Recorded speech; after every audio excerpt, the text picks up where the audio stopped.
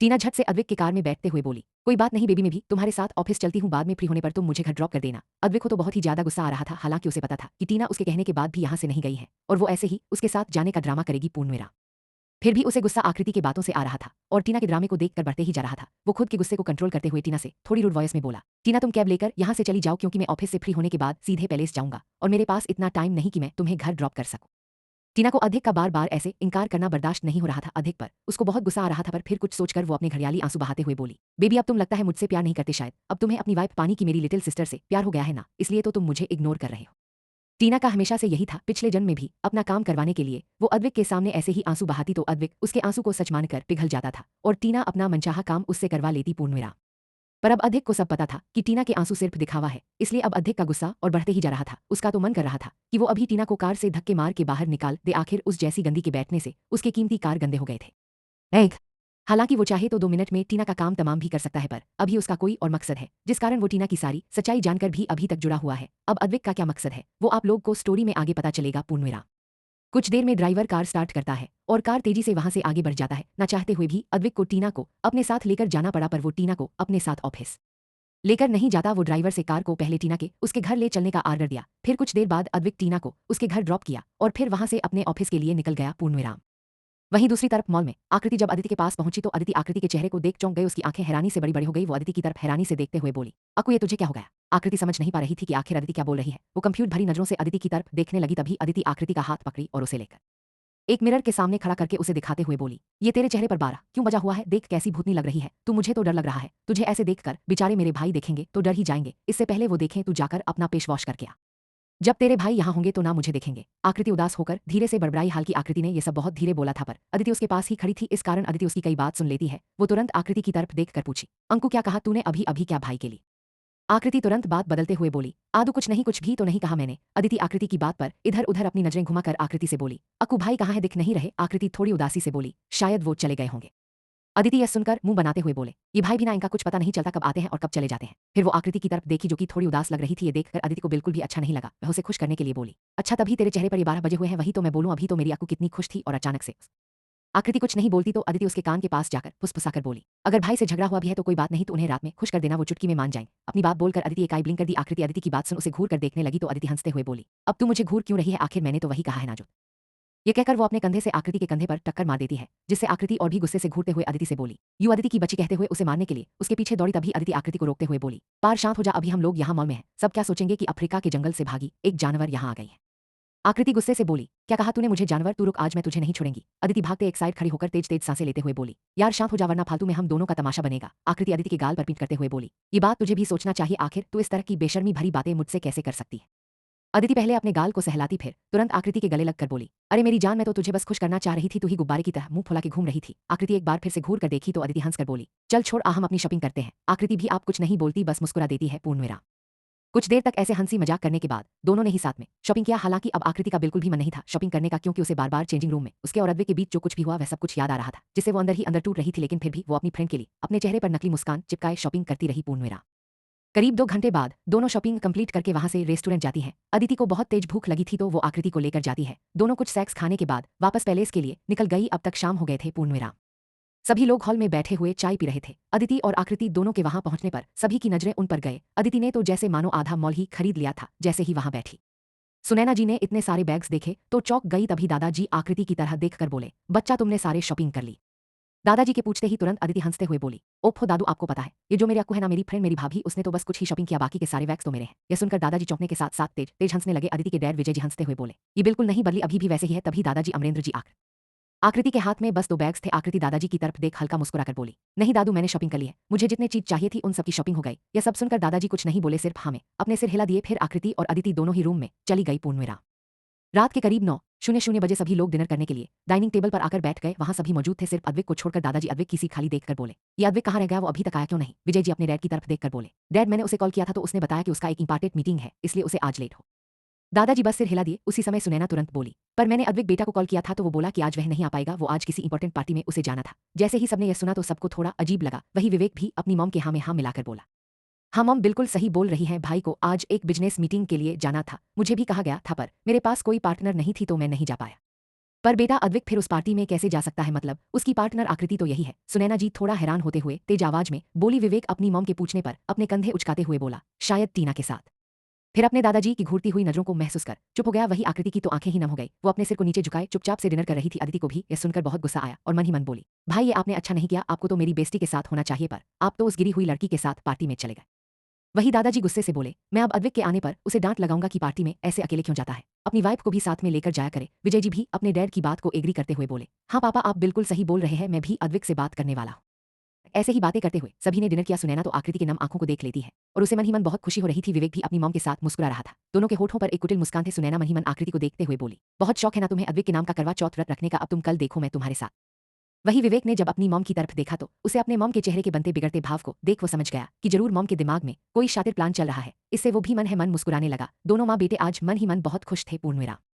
कुछ देर में सभी लोग अपना अपना डिनर करके अपने अपने रूम में चले गए। वहीं आकृति अदिति के साथ उसके रूम में चली गई। अभी दोनों आपस में बैठकर बातें कर रही थी कि तभी विजय जी रूम में आकर आकृति को देखकर बोले, आकृति बेटा यहाँ आना।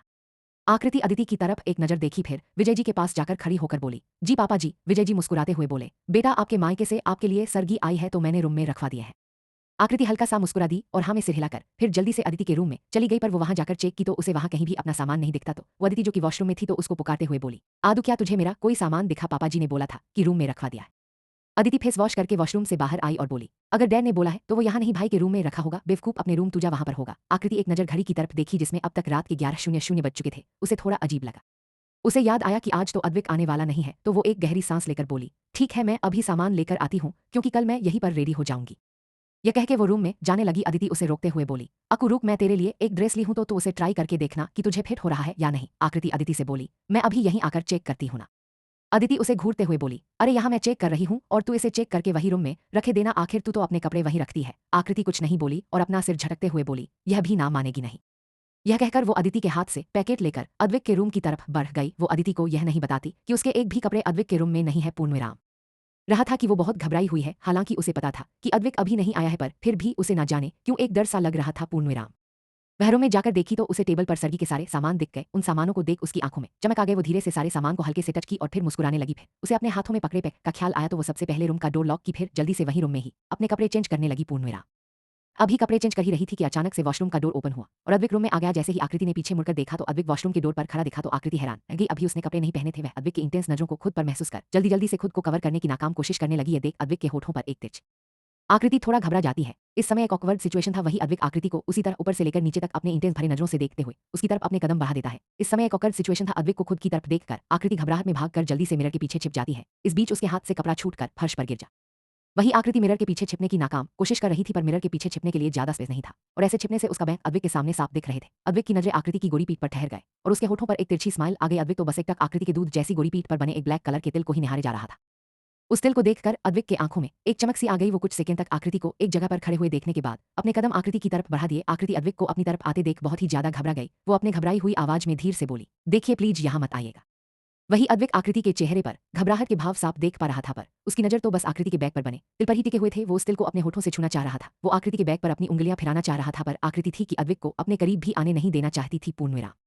उसी समय अद्विक आकृति के बिल्कुल करीब पहुंच गया और जैसे ही वो अपने हाथ आगे बढ़ाया आकृति झट से अपनी आंखें बंद कर ली और होठों को भींच लिया। अद्विक यह देख धीरे से वही रखे आकृति के कपड़े को उसकी तरफ बढ़ाते हुए बोला, यह लो पहन लो। आकृति जैसे ही अद्विक की आवाज सुनती है वो तुरंत अपनी आंखें खोलती है। अद्विक अब तक दूसरी तरफ चला गया था। वो अपनी बैग आकृति की तरफ किए खड़ा था। अद्विक भी अभी सिर्फ टॉवेल में ही था और आकृति की नजरें एक बार फिर से अद्विक के परफेक्ट बॉडी पर जाकर ठहर गए। पूर्णविराम। वो अद्विक के बैंक को निहारने में इतना खो गई कि वो यह भी भूल गई कि अभी उसे ड्रेस पहनना है। अद्विक आकृति की नजरों को खुद पर महसूस कर उसी तरह एक तिरछी स्माइल के साथ आकृति को छेड़ते हुए बोला, अगर मुझे देखना हो गया हो तो खुद के कपड़े पहन लो। आकृति यह सुन हड़बड़ा जाती है और जल्दी से अपने कपड़े को पहनने लगती है। उसका चेहरा इस वक्त ऐसा हो गया था जैसे मानो काटो तो खून नहीं। वो जल्दी से ड्रेस पहनकर धीरे से अद्विक से बचकर अपनी नजरों को नीचे झुकाई जैसे ही रूम से जाने लगी। पूर्णविराम।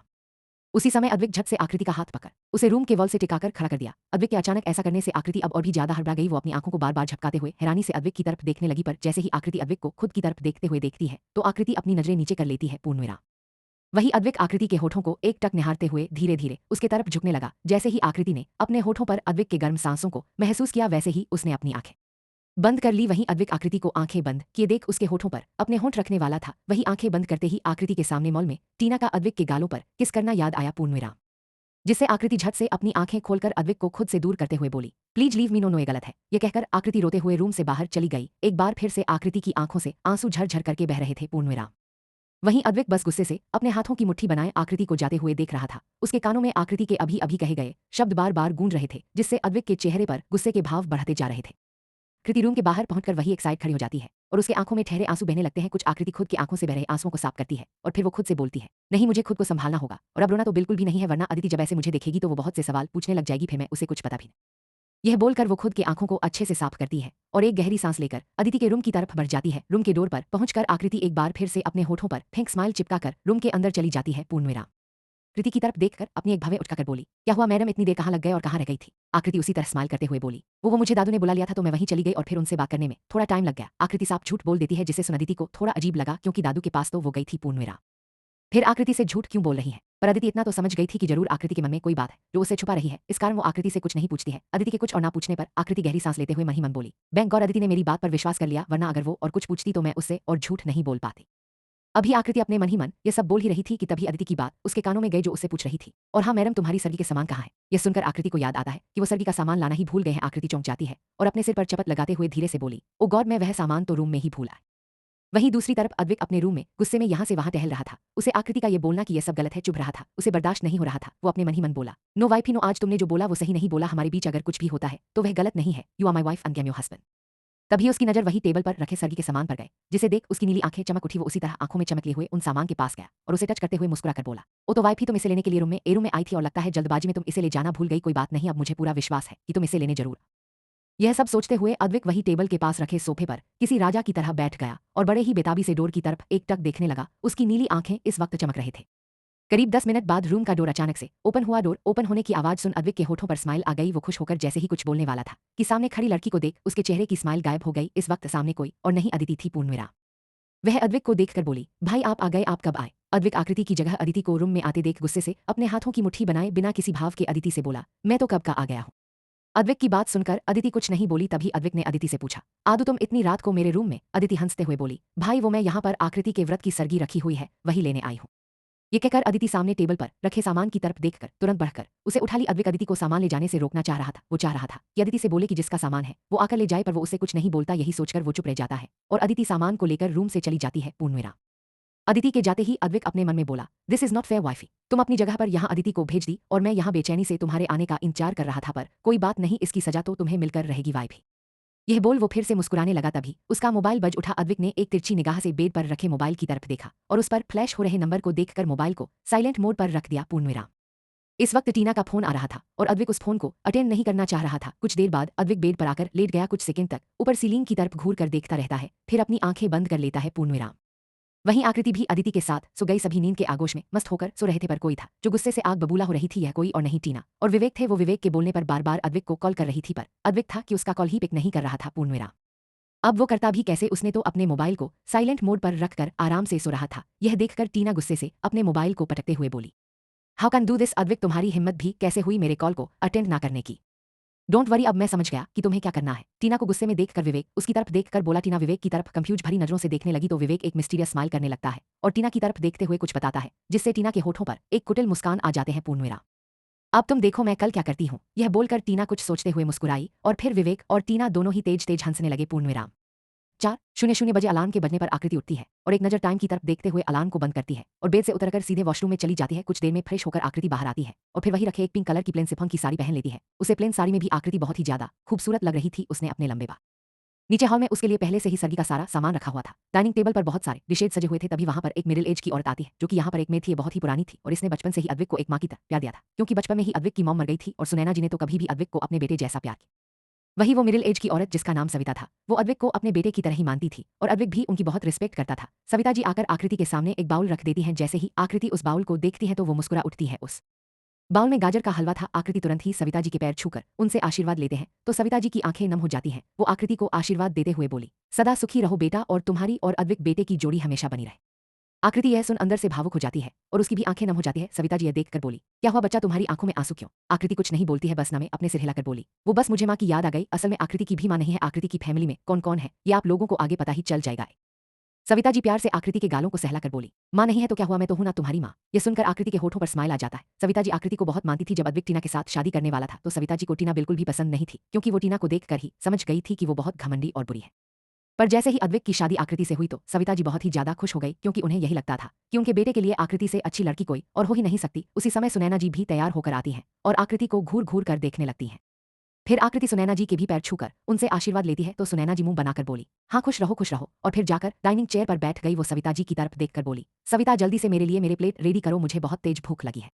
सरिता जी यस मैडम बोलकर सुनैना जी के लिए प्लेट रेडी करके देती है और फिर आकृति को भी प्लेट देती है। आकृति थोड़ा थोड़ा सब कुछ खा लेती है। वो गाजर का हलवा खाने के बाद खुश होकर बोली, वाह आंटी आपके हाथों में तो जादू है, आपने सच में गाजर का हलवा बहुत ही टेस्टी बनाया है। सरिता जी आकृति की बात पर बस मुस्कुरा देती है। पूर्णिमा आकृति के चेहरे पर इस वक्त बहुत ही प्यारी स्माइल थी। वह बहुत खुश लग रही थी। वही कोई था जिसकी नजरें आकृति पर ही टिकी हुई थी। वो एक टक आकृति के खूबसूरत चेहरे को ही देखे जा रहा था। पूर्णिमा कुछ देर में आकृति और सुनैना जी दोनों ही सरगी खाकर अपने अपने रूम में चले गए। सविता जी भी अभी किचन में कुछ कर रही थी। उसी समय वहां पर एक लंबी चौड़ी पर्सनालिटी वाला इंसान आया और एक नजर अपने नीली आंखों से घूरकर पूरे डाइनिंग टेबल पर रखे सारे खाने की तरफ देखा और फिर एक प्लेट में से कुछ निकाल कर खाने लगा। खाते समय उस इंसान के चेहरे ऐसे ही दिन बीत गया और शाम के करीब 5:00 बजे आकृति अदिति के साथ ही रूम में दोनों ही बैठी हुई थी। अदिति आकृति से कह रही थी, यार अक्कू तुझे तो बहुत भूख लगी होगी ना, तू बोल तो मैं सबसे छिप कर तेरे लिए कुछ लाऊं और तू चुपके से उसे खा लेना, कोई देखेगा भी नहीं और मैं भी किसी को कुछ नहीं बताऊंगी। यह बोलकर अदिति आकृति को देखते हुए अपनी एक आई ब्लिंक कर दी। आकृति अदिति को घूर कर देखते हुए बोली, पागल लड़की, तू अपनी तरह समझ रखी है क्या मुझे? तू होगी एक नंबर की भुक्कड़, मैं नहीं समझी। अदिति आकृति की बात पर हैरानी से मुंह खोले हुए बोली, ओ अक्कू क्या सिर्फ मैं ही भुक्कड़ नहीं हूं, मुझे पता है तुझे इस वक्त बहुत तेज भूख लगी है और तू जरा अपना चेहरा देख, भूख के कारण बिल्कुल सूख गया है और सूख कर पीला पड़ गया है। आकृति अदिति को अपनी आंखें छोटी करके घूरने लगी तो यह देख अदिति तेज तेज हंसने लगी। पूर्णिमा उसी समय डोर पर नॉक हुआ। अदिति जाकर डोर ओपन की तो वहां पर एक मेड खड़ी थी। वो अपना सिर झुकाए हुए आकृति की तरह देखकर बोली, मैडम आपको बड़े सर ने नीचे बुलाया है। आकृति यह सुन अदिति के तरफ देखी तो अदिति तुरंत ही उस मेड से बोली, ठीक है अभी जा रही है। वो मेड तुरंत वहां से चली गई। आकृति बेड से तुरंत उठी और रूम से बाहर चली गई। कुछ देर में वो सीढ़ियों से होते हुए नीचे हॉल में पहुंची और वहां हेड चेयर पर बैठे दादाजी की तरफ देखकर बोली, दादाजी आपने मुझे बुलाया? दादाजी मुस्कुराकर आकृति की तरफ देखते हुए बोले, देखो बच्चा तुमसे मिलने कौन आया है। जैसे ही आकृति ने सामने देखा उसकी आंखें हल्की नम हो गई और होठों पर बड़ी सी स्माइल। पूर्णिमा सामने से एक हैंडसम लड़का पैलेस के अंदर एंटर किया। उस लड़के को देखकर आकृति भागते हुए गई और तुरंत उस लड़के के सीने से लग गई। वही हॉल में बैठे दादाजी और विजय जी बैठे हुए थे। वो दोनों लोग मुस्कुरा रहे थे। वही कोई था जो ये देखकर गुस्से से आग बबूला हो उठा। उसके हाथों की मुट्ठियां कसी हुई थी। पूर्णिमा आकृति उस लड़के के गले लगकर खुशी से चहकते हुए बोली, भाई आप कब आए? वही सामने खड़ा लड़का कोई और नहीं आकृति का भाई रक्षित कपूर था। हाय 5 फुट पूर्णराम इंच गेहुआ रंग, काली गहरी आंखें, परफेक्ट जॉलाइन, अट्रैक्टिव पर्सनालिटी जिसे देख सारी लड़कियां फिदा हो जाए, पर अद्विक से थोड़ा कम हैंडसम था। पूर्णिमा मैं कल आया और मेरी गुड़िया कैसी है? अक्षत आकृति के माथे को प्यार से चूमते हुए पूछा। वही कोई था। वो रक्षित के ऐसा करते ही कसकर अपने हाथों की मुट्ठी बना लिया जिससे उस इंसान की हरी नसें उभर आई। पूर्णिमा आकृति अपने भाई के पूछने पर उसी तरह मुस्कुराते हुए बोली, आपकी गुड़िया बहुत अच्छी है। यह कहकर आकृति अपने भाई रक्षित के हाथ को पकड़ते हुए बोली, भाई पापा कहाँ है? आए नहीं है क्या? भला मैं अपनी गुड़िया से मिलने क्यों नहीं आऊंगा? एक रौबदार आवाज वहां गूंज उठे। सभी की नजरें डोर पर ठहर गए जहां से एक मिडिल एज का आदमी अपने रौबदार पर्सनालिटी के साथ अंदर आया। आकृति खुश होकर तुरंत जाके उस आदमी के गले लगकर बोली, पापा आप कैसे हो? मैं अपनी गुड़िया से मिल लिया, अब बिल्कुल सही हो गया। राजेंद्र जी यानी कि आकृति के पापा उससे बोले। आकृति अपने पापा के पास सुन और भी ज्यादा खुश हो गई। फिर अपने पापा और भाई दोनों के साथ अंदर है। सभी लोग उन्हें देख खुश हो गए, पर वही कोई था जो अपनी नीली आंखों से घूर घूर कर आकृति और रक्षित को एक दूसरे के हाथ को पकड़े थे रहे थे। उसने अपने हाथ राजेंद्र जी और रक्षित सभी से आकर मिलते हैं। दादा जी राजेंद्र जी से मिलकर बहुत खुश थे। विजय जी की पहले से ही राजेंद्र जी के साथ बहुत अच्छी दोस्ती थी और विजय जी आज बहुत दिनों बाद अपने दोस्त राजेंद्र जी से मिल रहे थे तो दोनों सबसे पहले एक दूसरे के गले मिलते हैं। फिर वही बैठकर काफी देर तक बातें करने लग गए। पूर्णिमा वही रक्षित अपनी बहन आकृति के पास बैठा हुआ था। उसी समय सीढ़ियों से होते हुए अदिति नीचे आई। सामने बैठे लोगों को देख एक पल के लिए वो अपनी जगह पर ठहर गई। उसकी नजरें अचानक से आकृति के साथ बैठे लड़के यानी कि उसके भाई रक्षित पर चले गए। वो रक्षित को कुछ पल अपने जगह पर खड़े खड़े ही देखती रहती है। पूर्णिमा रक्षित जो कि अपनी बहन आकृति से बात कर रहा था, खुद पर किसी के नजरों की तपिश को महसूस कर अपने सिर को ऊपर करता है तो रक्षित की भी नजरें अदिति पर चली गई। वो अपने काली गहरी आंखों से अदिति को देख रहा था। उसके चेहरे पर कोई भाव नहीं थे। वही अदिति रक्षित को खुद की तरफ ऐसे देखते देख अपनी नजरें इधर उधर घुमाने लगी और फिर तुरंत आगे बढ़कर रक्षित अदिति पर से नजरें हटाकर आकृति की तरफ करते हुए बोला, गुड़िया आज तुम्हारा व्रत है तो कैसा लग रहा है? भूख लगी है या नहीं? आकृति तुरंत अपने सिर को हिलकर बोली, बिल्कुल नहीं भाई, मुझे तो पता भी नहीं चल रहा है। अच्छा मेरी गुड़िया कब इतनी बड़ी हो गई कि अपनी भाई से भी सच छिपाने लगी? रक्षित आकृति को अपने काली गहरी आंखों से घूरते हुए बोला, पर आकृति बस मुस्कुरा देती है। उसी समय रक्षित की नजर वहीं सोफे पर एक साइड बैठे अद्विक पर चले गए जिसके चेहरे पर कोई भाव नहीं थे, पर उसकी आंखों में कुछ अनोखा सा एहसास था। पूर्णिमा रक्षित अद्विक को देख के गुस्से से अपने नजरें दूसरी तरफ फेर लिया। ऐसे रक्षित को खुद की तरफ से नजरें फेरते देख अद्विक को अपने दिल में एक टीस सा उठता है। अचानक ही उसे याद आने लगा कि कैसे वो और रक्षित बहुत ही अच्छे फ्रेंड हुआ करते थे। दोनों ही एक दूसरे के लिए जान देने को भी तैयार रहते थे, पर सिर्फ टीना के आने के बाद सब बदल गया। पूर्णिमा अद्विक टीना के झूठे प्यार में इतना बहक गया कि उसने रक्षित से अपनी इतनी अच्छी दोस्ती तक खत्म कर लिया और उसे बहुत कुछ बोला, जिस कारण रक्षित आज उससे बहुत ही ज्यादा नाराज है। अद्विक रक्षित के मुंह फेरने पर उसकी तरफ देखते हुए अपने मन ही मत बोला, सॉरी यार, क्या अब मुझे तो कभी माफ नहीं करेगा? मुझे पता है मैंने बहुत सी गलतियां की है, पर अब मुझे सब कुछ सुधा ये बोलते हुए अब अद्विक आकृति की तरफ देखता है, जो कि अपने भाई से मुस्कुरा मुस्कुरा कर बातें कर रही थी, और दोनों भाई बहन काफी पास बैठे हुए थे, और आकृति ने अपने भाई रक्षित के हाथ को पकड़ी हुई थी। अद्विक अपने नीली आंखों से घूर घूर कर यह सब कुछ देख रहा था। पूर्णविराम सामने देखते हुए ही अपने मन ही मन बोला, this is not fair wifey, तुम मुझे छोड़कर बाकी सबके साथ हंसती हो, बातें करती हो, और सबके बिल्कुल पास में बैठी रहती हो, मुझ में क्या कांटे लगे जो तुम मेरे करीब आते ही मुझसे दूर भागने लगती हो, ये बिल्कुल भी सही नहीं कर रही हो तुम वाइफी। वैसे तुम अपने पति पर अब अत्याचार कर रही हो, लेकिन बहुत जल्द मैं तुम्हें। यह बोलते हुए यह अद्विक अपने गर्दन पर अजीब तरीके से हाथ फिराता है, और कुछ सोचकर उसके होठों पर एक तिरछी स्माइल आ जाते हैं। पूर्णविराम आज पैलेस में करवा चौथ की काफी अच्छी फंक्शन की तैयारी की गई थी। पैलेस के साइड में बने गार्डन को आज बहुत ही खूबसूरती से डेकोरेट किया गया था। यहाँ पर इस वक्त काफी लोग मौजूद थे। धीरे धीरे वहां गेस्ट आ रहे थे। पूर्णविराम आकृति भी रूम में मिरर के सामने खड़ी होकर तैयार हो रही थी। अदिति भी आकृति के साथ वहां तैयार हो रही थी। फिर दोनों ही साथ में गार्डन में पहुंचती है। दोनों ही साथ में बहुत ही अच्छी लग रही थी। आकृति रेड कलर की हैवी साड़ी पहने हुए, बालों को उसने खुला छोड़ रखा था, होठों पर रेड कलर की लिपस्टिक, आंखों में काजल, हाथों में मैचिंग चूड़ियां और गले में सिर्फ अद्विक के। वहां पार्टी में मौजूद सभी की नजरें आकृति और अदिति पर टिकी हुई थी। विजय जी वहां आए, सभी गेस्ट को अपनी बहू आकृति से मिलवाते हैं। सभी लोगों को आकृति बहुत पसंद आती है, सभी बस उसकी तारीफ ही किए जा रहे थे। यह सब देखकर आकृति बहुत ही ज्यादा खुश थी। आकृति के डैड राजेंद्र जी और उसका भाई रक्षित दोनों ही आकृति को इतना खुश देखकर अंदर ही अंदर बहुत खुश थे। पर ना जाने क्यों रक्षित की आकृति के चेहरे की खुशी के पीछे छिपे हुए गम साफ नजर आ रहे थे। आखिर वो एक भाई था और वो अपनी बहन के बहुत करीब था, इसलिए वो हमेशा से ही उसके चेहरे के भावों को बहुत ही अच्छी तरह से पढ़ लेता था। वो समझ गया था कि कुछ तो है जो मेरी बहन की खुशियों को कम कर रहा है, कुछ तो ऐसी बात है जिसे मेरी बहन अपने स्माइल के पीछे छिपा रही है। पूर्णविराम कहीं ना कहीं रक्षित को भी एहसास था कि आखिर वो बात क्या है, पर वो बस कंफर्म करना चाहता था। रक्षित अपनी काली गहरी नजरों को इधर उधर घुमाकर किसी को ढूंढने लगता है कि तभी उसकी नजरें अदिति की तरफ चली जाती है, जो कि चलते हुए आकृति की तरफ आ रही थी। पर रक्षित को आकृति के साथ देख उसके कदम अपनी जगह पर ही रुक जाते हैं। पूर्णविराम अदिति ने भी रेड कलर का स्लीवलेस गाउन पहन रखा था, जिसके नेक पर छोटे छोटे डायमंड लगे हुए थे। बालों का मेसी बन बनाए हुए सिंपल मेकअप में अदिति भी बहुत खूबसूरत लग रही थी। अदिति रक्षित को देख वहां से जाने के लिए मुड़ जाती है कि तभी आकृति की आवाज उसके कानों में पड़ते हैं, जिससे अदिति के कदम रुक जाते हैं। पूर्णविराम आकृति अदिति को आवाज लगाते हुए बोली, आदू कहाँ जा रही है। यहाँ अदिति ना चाहते हुए भी अपने होठों पर स्माइल लिए आकृति की तरह बढ़ जाती है। आकृति अदिति को अपने भाई से मिलाते हुए बोली, यह मेरे रक्षित भाई हैं, तू शायद इनसे एक बार मिल चुकी है।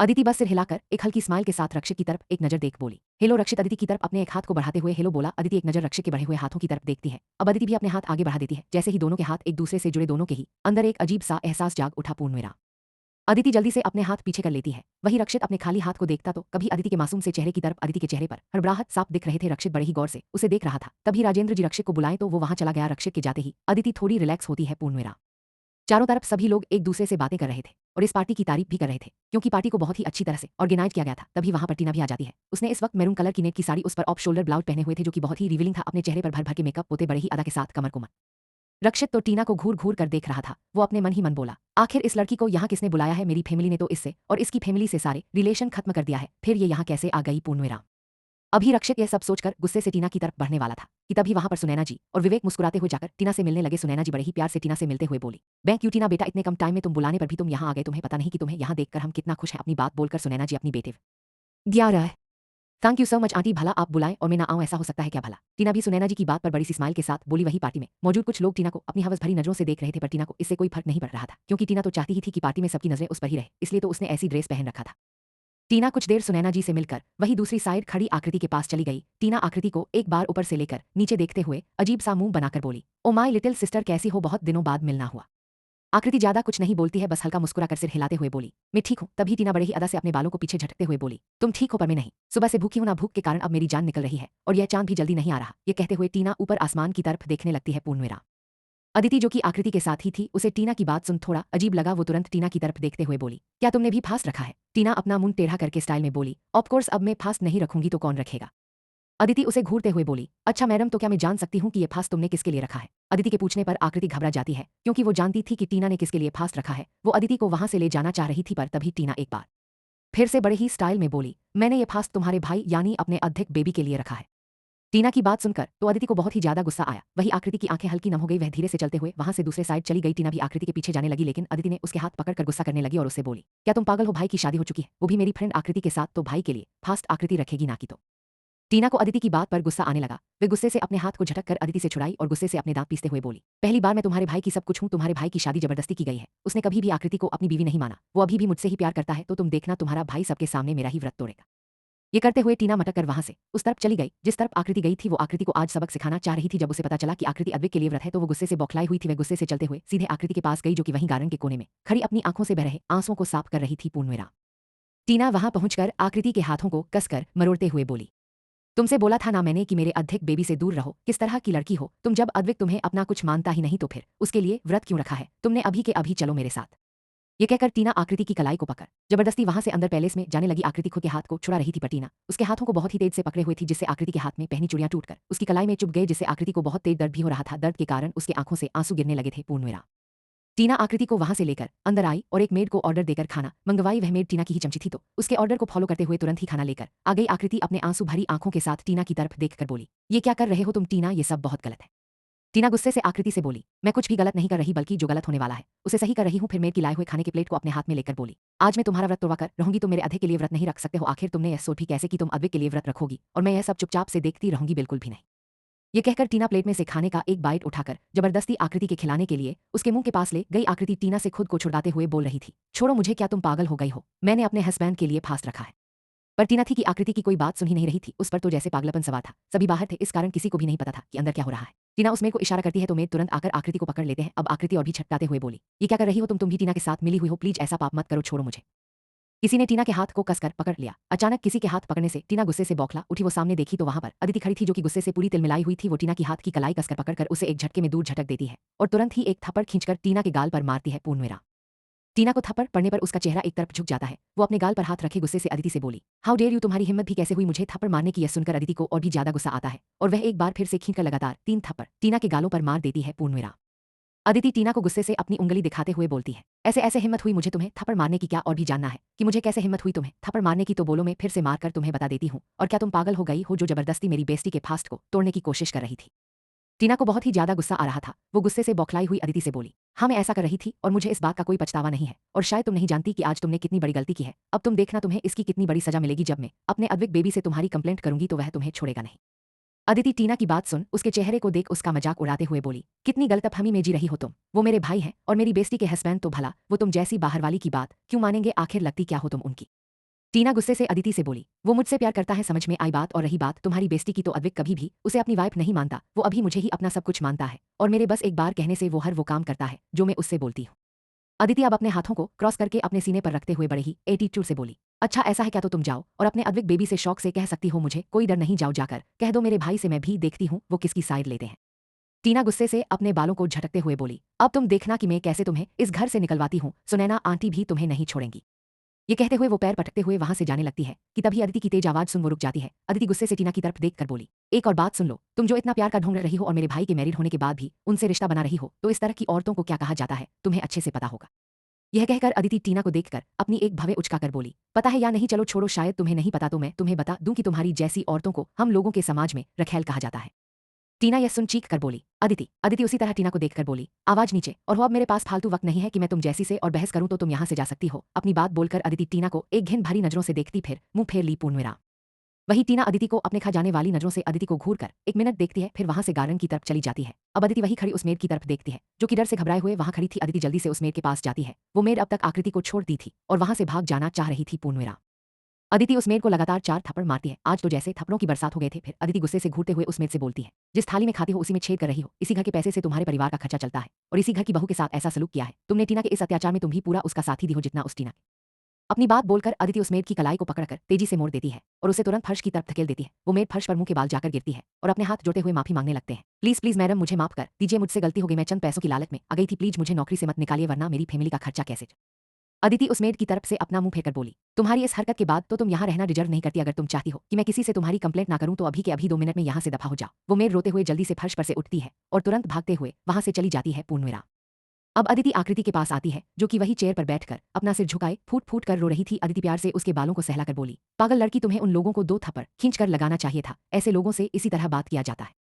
आकृति झट से अदिति के गले लग जाती है और उसकी सीने से लगकर और भी तेजी से रोने लगती है। अदिति प्यार से उसके बालों को सहलाती है और उसे चुप कराने लगती है, पर आकृति के आंसू जैसे रुक ही नहीं रहे थे। पूर्णवेरा ये देखकर अदिति उसके चेहरे को अपने हाथों में लेकर बोली, संभाल, तू खुद को इस तरह से रोएगी तो लोग बाहर क्या कहेंगे कि जरूर मैंने तुझसे झगड़ा किया है। और हो चल जल्दी से, अपना मुंह थुल ले, चांद निकल गया है मैडम और सभी तेरा बाहर वेट कर रहे हैं।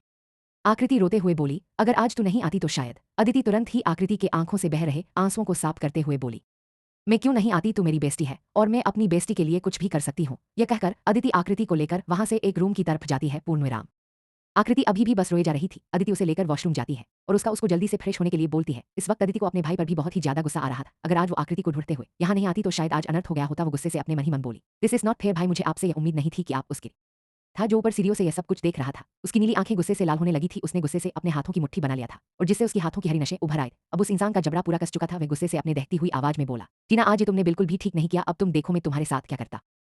अपनी बात बोलकर वो इंसान तुरंत ही अपने पैंट के पॉकेट से अपना मोबाइल निकाला और तुरंत ही उस पर एक मैसेज टाइप कर दिया। मैसेज टाइप करने के बाद उस मोबाइल को वापस से पैंट के पॉकेट में रख दिया। अब उस इंसान के होठों पर एक खतरनाक स्माइल आ जाते हैं। पूर्णविराम, आखिर क्या करने वाला अद्विक टीना के साथ पूर्णविराम। क्या टीना अद्विक को आकृति और अदिति के बारे में बताकर उन्हें सजा दिलवाएगी पूर्णविराम।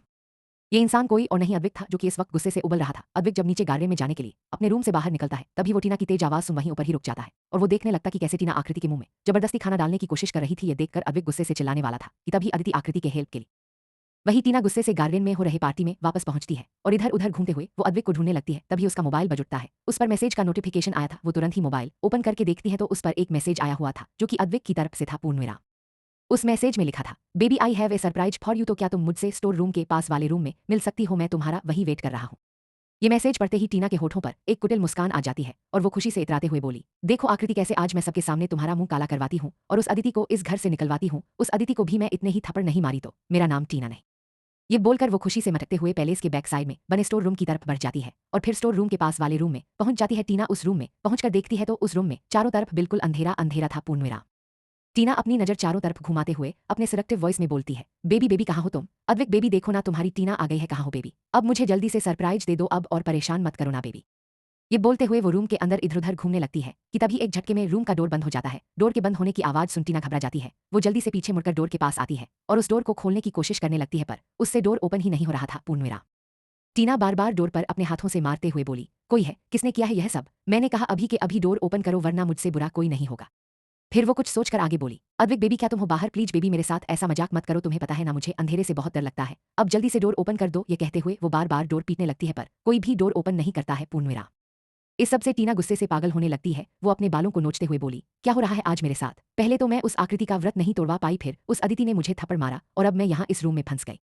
ये कहते हुए वो रूम के लाइट ऑन करने के लिए स्विच बोर्ड ढूंढने लगती है पर उसे वो स्विच बोर्ड मिल ही नहीं रहा था। टीना बहुत घबराई हुई थी। काफी देर तक ढूंढने के बाद टीना को वो स्विच बोर्ड मिलता है तो वो मुस्कुरा उठती है। वो तुरंत ही स्विच को ऑन करती है पर लाइट जलता नहीं होता। पूर्णविराम।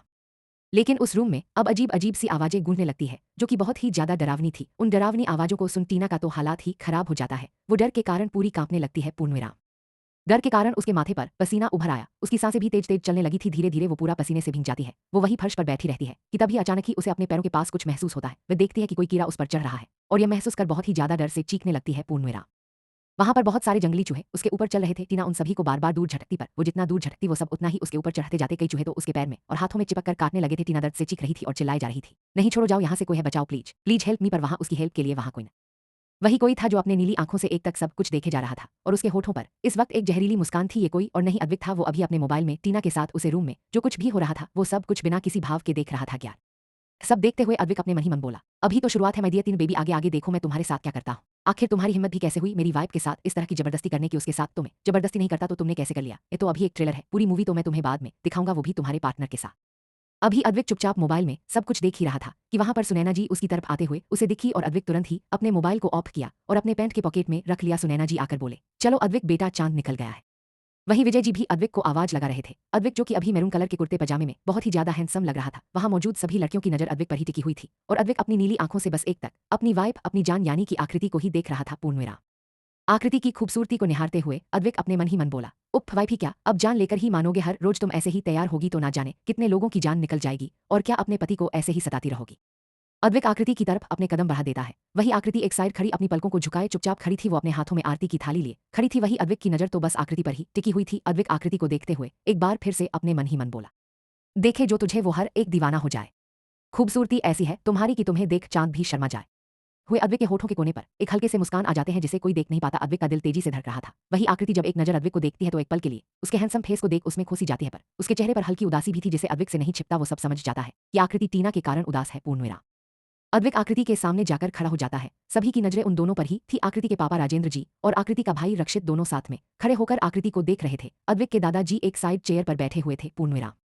अद्विक के पापा विजय जी सुनैना जी के सामने खड़े थे। वही सुनैना जी बस अपनी नजरें चारों तरफ घुमाकर टीना को ढूंढ रही थी, जो कि उन्हें कहीं नहीं दिख रही थी। वही विवेक भी चारों तरफ टीना को ही ढूंढ रहा था, पर उसे टीना कहीं नजर नहीं आ रही थी। पूर्णवेरा विवेक अपनी मॉम के पास आकर नामे सिर हिलाया, जिस पर सुनैना जी गुस्से से अपने हाथों की मुट्ठी बना ली। उन्होंने आज बहुत ही अच्छा प्लान बनाया था, जिससे यहाँ बहुत ही तमाशा होता, पर वो सब प्लान पर अब पानी फिर गया था, जिससे वो बहुत ही ज्यादा गुस्से में थी। पूर्णवेरा अद्विक अपनी तिरछी निगाहों से सुनैना जी और विवेक की तरफ देखता है। उन दोनों को ऐसे परेशान देख अद्विक के होठों पर एक तिरछी स्माइल आ जाती है। उसे याद आता है कि कैसे पिछले जन्म में इन लोगों ने टीना का यूज करके इस पार्टी में बहुत सारा तमाशा किया था, और टीना ने जबरदस्ती आकृति का व्रत तोड़वाने की पूरी कोशिश की थी, पर तब भी अदिति ने ही उसे बचाया था। पूर्णवेरा लेकिन जब अद्विक को सब कुछ पता चला था, तो वो टीना को कुछ नहीं बोलता है, क्योंकि उसे यही लग रहा था कि आकृति का व्रत रखना बेकार है, क्योंकि असली व्रत तो उसके लिए टीना ही रख सकती है। जब वो आकृति को अपनी वाइफ मानता ही नहीं, तो उसे ये व्रत नहीं रखना चाहिए। और सबके सामने भी अद्विक ने टीना का ही व्रत तुड़वाया था, आकृति का नहीं, जिससे दादाजी को हार्ट अटैक आ गया था। पूर्णविराम यह सब कुछ याद कर अद्विक को खुद पर गुस्सा आ रहा था कि वो कितना पागल था, जो सब कुछ जानते बूझते हुए भी गलतियां कर रहा था। पर इस बार वो ऐसी गलती कुछ नहीं करेगा जिससे उसे पछताना पड़े और उससे उसके अपनों का दिल टूटे। पूर्णविराम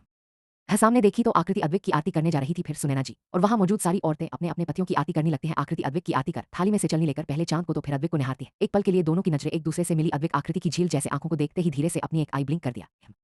राजेंद्र जी आकृति को ऐसे हड़बड़ाए देख परेशान होते हुए बोले, क्या हुआ आकृति बेटा? अब सबकी नजरें आकृति पर चली गई। आकृति ये देख और घबरा गई, फिर खुद को संभालते हुए बोली, कुछ नहीं पापा जी। वही अद्विक आकृति की हालत देख मन ही मन मुस्कुरा रहा था। पूर्णवेरा वही एक साइड खड़ा आकृति का भाई रक्षित की नजर बार बार अदिति पर ही जा रहे थे, जो कि सिर्फ आकृति और अपने भाई को देख रही थी, और उसके होठों पर एक स्माइल थी। पूर्णविराम अद्विक आकृति को उस थाली में रखे मीठे को उठाकर उसे खिलाता है और फिर पानी पिलाता है। जैसे ही आकृति अद्विक के पैर छूने के लिए नीचे झुकती है कि तभी अद्विक उसे पकड़कर रोक देता है और धीरे से उसके कान में फुसफुसाकर कुछ बोला, जिसे सुन आकृति की आंखें हैरानी से बड़ी बड़ी हो गई। पूर्णविराम वो तो पानी पी ली तो क्या मुझे नहीं पिलाओगी, या फिर मुझे भूखे मारने का इरादा है तुम्हारा वाइफ? अद्विक ने आकृति के कानों में फुसफुसाकर धीरे से बोला। जैसे ही आकृति यह सुनती है, उसकी आंखें हैरानी से बड़ी बड़ी हो गई। उसे तो अपने कानों पर यकीन ही नहीं हो रहा था। वो अपनी जगह पर जमसी गई थी। वो बस एक टक बिना कुछ बोले अद्विक की तरफ देखती रहती है। अद्विक आन्या की झील जैसी आंखों में कुछ सेकंड तक देखता रहा था। फिर अद्विक होठों पर हल्के से स्माइल लिए कुछ सेकंड आकृति को देखते हुए बिना कुछ बोले वहां से दूसरी तरफ चला गया। अद्विक को ऐसे जाते देख आकृति बेचैन हो उठी। वो एक तक अद्विक को जाते हुए देख रही थी। पूर्णविराम आकृति बहुत ही ज्यादा बेचैन सी लग रही थी। उसका दिल बहुत तेजी से धड़कने लगता है और उसका मन करता है कि वो अभी भागकर अपने पति के पास जाए, फिर उसे रोककर पानी पीने को दें। ये सोचकर वो अपने कदम उस तरफ बढ़ा देती है जिस ओर अद्विक गया था। पूर्णविराम पर इससे पहले आकृति आगे बढ़ती, तभी उसके सामने अदिति अपने हाथ में खाने की थाली लेकर आई और आकृति की तरफ देखकर बोली, अब उधर क्या देख रही है? चल चल जल्दी से खाना खा ले, और मैं भी तेरे कारण अभी तक नहीं खाई हूँ। भले मैं सुबह में भर पेट खाई थी, पर अभी रात में मैंने कुछ भी नहीं खाया है, तो ना चल जल्दी से दोनों खाना खा लेते हैं। आकृति की बेचैन नजरें अभी भी उसी ओर थी। यह देखकर अदिति उसका नाम लेते हुए बोली, अक्कू यार तू क्या बहुत बनी खड़ी होकर एक टक सामने देख रही है? चल ना जल्दी से खाना खाते हैं यार, मुझे तो बहुत तेज से भूख लगी है। पर आकृति को तो सिर्फ अद्विक की चिंता सताई जा रही थी। वो भला अपने पति को खिलाए बिना कैसे खा सकती थी? ऊपर से उसके पति ने तो अभी तक पानी भी नहीं पिया है। यह सब सोचकर आकृति तुरंत अदिति के हाथ से खाने का प्लेट ले लेती है। तो आकृति मुस्कुराकर बोली, यार आदो ऐसा कर, तू जाकर अपने लिए पहले खाने का दूसरा प्लेट लेकर आ, फिर हम दोनों साथ में बैठकर। अदिति उसे घूर कर देखते हुए बोली, मैं ऑलरेडी इस प्लेट में बहुत सारा खाना लेकर आई हूँ, इसलिए कि हम दोनों फ्रेंड्स साथ में बैठकर खाएंगे, और तू मुझे दूसरा प्लेट लाने को बोल रही है। अदिति की बात पर आकृति मुस्कुराकर बोली, यार तुझे तो पता है ना कि मैं सुबह से भूखी हूँ, इस कारण मुझे बहुत तेज से भूख लगी है, तो यह सब तो मैं ही अकेले खा लूंगी ना तो। अदिति अजीब तरह से मुंह बनाकर आकृति की तरफ देखी, फिर बिना मन के वहां से अपने लिए खाना लेने के लिए चली गई। वहीं आकृति एक नजर अपने हाथ में पकड़े खाने के प्लेट की तरफ देखी, फिर वही एक साइड पानी के स्टॉल के पास जाकर एक बोतल को ले ली। आकृति अपने कदम उस तरफ बढ़ा दी जिस तरफ अद्विक गया था। पूर्णविराम आकृति धीमे कदमों के साथ उस तरफ बढ़ने लगी। उसका दिल बहुत ही तेजी से धड़क रहा था। आकृति अद्विक के रूम के बाहर आकर खड़ी हुई। उसकी हिम्मत नहीं हो रही थी कि वो रूम के अंदर जाए। इस वक्त उसके हाथ पैर सुन पड़ गए थे। एक पल के लिए उसका मन किया कि वो यहाँ से वापस चली जाए, पर तभी उसे याद आया कि अद्विक ने भी उसके लिए व्रत रखा हुआ है, और अगर वो खुद ही रूम में अद्विक इधर से उधर टहल रहा था। भूख के कारण उसका बुरा हाल था, प्यास से उसका गला सूखा हुआ था। वो इधर से उधर टहलते हुए अपने मन ही मन बोला, ओ वाइफी कब आओगी तुम? माना कि तुम मुझसे नाराज हो, और मैंने गलती भी ऐसी की है कि तुम्हारा मुझसे नाराज होना लाजमी है, पर यार क्या इस नाराजगी के कारण तुम्हारा मुझे भूखे मारने का इरादा है? अगर ऐसा है हुए अद्विक रूम में कभी इधर से उधर टहलता तो कभी सोफे पर जाकर बैठ जाता। उसके चेहरे पर भूख के लिए तड़प साफ नजर आ रहे। तभी डोर पर दस्तक हुई। जैसे ही अद्विक ने यह सुना, उसके चेहरे पर एक चमक आ गए और होठों पर हल्की मुस्कान। वह इस तरह सोफे पर बैठे हुए अपने हाथ में मोबाइल लेकर उसे चेक करने लगा, जैसे मानो वो कब से अपने मुंह कम इन। अद्विक की बात सुन आकृति धीरे से अपने हाथ को आगे बढ़कर डोर को ओपन की। उसकी सांसें बहुत ही ज्यादा तेजी से ऊपर नीचे हो रही थी। वो डोर ओपन होते ही अंदर गए। अंदर पैर रखे डर के कारण उसका चेहरा पीला पड़ चुका था। वो अंदर जाकर देखी तो सामने सोफे पर अद्विक बैठा हुआ था। पूर्णविराम अद्विक की नजरें मोबाइल में गड़ी हुई थी। आकृति यह देख कुछ सेकंड के लिए अपनी जगह पर ठहर गई। उसकी हिम्मत नहीं हो रही थी कि वो अपने कदम आगे बढ़ाए, पर फिर एक गहरी सांस लेकर वो धीरे से आगे बढ़ी और खाने की ट्रे को सोफे के सामने रख टेबल पर रख दी। पूर्णविराम अद्विक जिसकी नजरें मोबाइल में थी, खैर वो तिरछी निगाहों से आकृति को देख रहा था, पर वो उसके सामने शो नहीं कर रहा था। जैसे ही आकृति ट्रे को टेबल पर रखती है, अद्विक एक नजर उस खाने के ट्रे को देखता है, जिसको देखकर उसके भूख और बढ़ गई थी। फिर वो अपनी नजर ऊपर करके आकृति की तरफ देखने लगता है। पूर्णविराम आकृति जो कि अपनी नजरों को झुकाए चुपचाप खड़ी थी। कुछ सेकंड तक अद्विक आकृति के चेहरे को ही निहारता रहता है। आकृति के खूबसूरत चेहरे को देखकर अद्विक के मन में बहुत सारे अजीब अजीब सी इच्छाएं जाग उठते हैं। वो खुद को ही डांटते हुए मन ही मन बोला, दी नाम शिट, ये क्या हो रहा है मेरे साथ? Control control Advik. यह बोलकर वो अभी एक गहरी सांस लिया और बिना किसी भाव के बोला, ये क्या है? आकृति अद्विक की आवाज को सुनकर धीरे से अपनी प्यारी सी आवाज में बोली, वो ये आपके लिए है। आकृति की बात सुनकर अद्विक अपने सोफे पर से खड़ा हुआ और आकृति की तरफ अपने कदम बढ़ा दिए। पूर्णविराम। आकृति यह देख अपने कदम पीछे लेने लगी तो अद्विक आकृति की तरफ बढ़ते हुए ही बोला, वो तो मुझे पता है कि ये मेरे लिए है, पर क्यों? आकृति उसी तरह अपनी नजरें झुकाई बोली, वो आपने कुछ नहीं खाया है, आप ही तो व्रत है। अद्विक अब तक अपने लंबे कदमों को बढ़ाकर आकृति के पास पहुंचा, उसकी कलाई को पकड़कर एक झटके में अपनी तरफ खींच लिया। पूर्णविराम। अद्विक के अचानक कैसे खींचते से आकृति सी थी, उसके सीने से जा लगी अदरक ने अपने कपड़े को चेंज कर लिया था। वह अभी व्हाइट शर्ट और सिंपल ट्राउजर में था। शर्ट के ऊपर के 3 बटन खुले हुए थे, जिससे अद्विक का अट्रैक्टिव सीना साफ दिख रहा था और अद्विक के ऐसे खींचने पर आकृति का हाथ सीधे अद्विक के खुले हुए सीने पर जा लगे। पूर्णविराम। आकृति की छुअन अद्विक के अंदर के आग को और भी ज्यादा बढ़ा दिए। अद्विक अपने इंटेंस वाली नजरों से आकृति के खूबसूरत चेहरे को देख रहा था। आकृति अभी भी अपनी नजरों को झुकाए चुपचाप खड़ी थी और अद्विक की नीली आंखें आकृति के झील जैसी आंखों से होते हुए उसके लाल होठों पर ठहर गए। पूर्णविराम। My lips are burning wifey. Advik Aakriti के लाल होठों को देख अपने थूक निकलते हुए मन ही मन बोला, फिर आकृति के गालों को टच करते हुए धीरे से बोला, क्या मुझे पानी पिलाए बिना ही जा रही हो वाइफी? आकृति यह सुन अपनी पलकें उठाकर एक नजर अद्विक की तरफ देखी। उसकी आंखें अद्विक की नीली नजरों से जा मिले। वही अद्विक भी अपनी नीली आंखों से आकृति को ही बड़े ही बेचैनी से देखे जा रहा था। ये देख आकृति झट से अपने पलकों को नीचे झुका ली और धीरे से बोली, मैं अभी आपको पानी पिलाती हूँ। यह बोलकर वो खुद को अद्विक की पकड़ से छुड़ाने की नाकाम कोशिश करने लगी। अद्विक यह देख तिरछा मुस्कुराया और उस पर अपनी पकड़ और कस लिया। ये देखकर आकृति चौंक गई, फिर धीरे से बोली, आप मुझे छोड़ेंगे तो ना मैं आपको पानी पिलाऊंगी। अद्विक आकृति को तो अपनी बाहों में ही हमेशा के लिए भरे रखना चाह रहा था। उसकी मन आकृति को छोड़ने का बिल्कुल भी नहीं था, पर उसे अभी बहुत तेज भूख और प्यास दोनों ही लगी हुई थी। इस कारण ना चाहते हुए भी उसे आकृति को छोड़ना पड़ा। पूर्णविराम। आकृति धीरे से चलकर टेबल के पास गई और वहां रखे वाटर बॉटल को उठाकर लाई और अद्विक के सामने खड़ी हो गई। अद्विक आकृति को ही एक तक देख रहा था। आकृति धीरे से उस वाटर बोतल के ढक्कन को खोली और उसे अद्विक के होठों की तरफ बढ़ा दी। पूर्णविराम। अद्विक आकृति की तरफ देखते हुए ही वाटर बोतल को पकड़े आकृति के हाथ पर ही अपने हाथ रख दिया और बिना कुछ बोले चुपचाप से पानी पीने लगा। अद्विक के इस तरह हाथ पकड़ने पर आकृति की तो हालात ही खराब हो गई। कुछ ही देर में अद्विक वाटर बॉटल का सारा पानी पी गया। ही ब्रुवाव।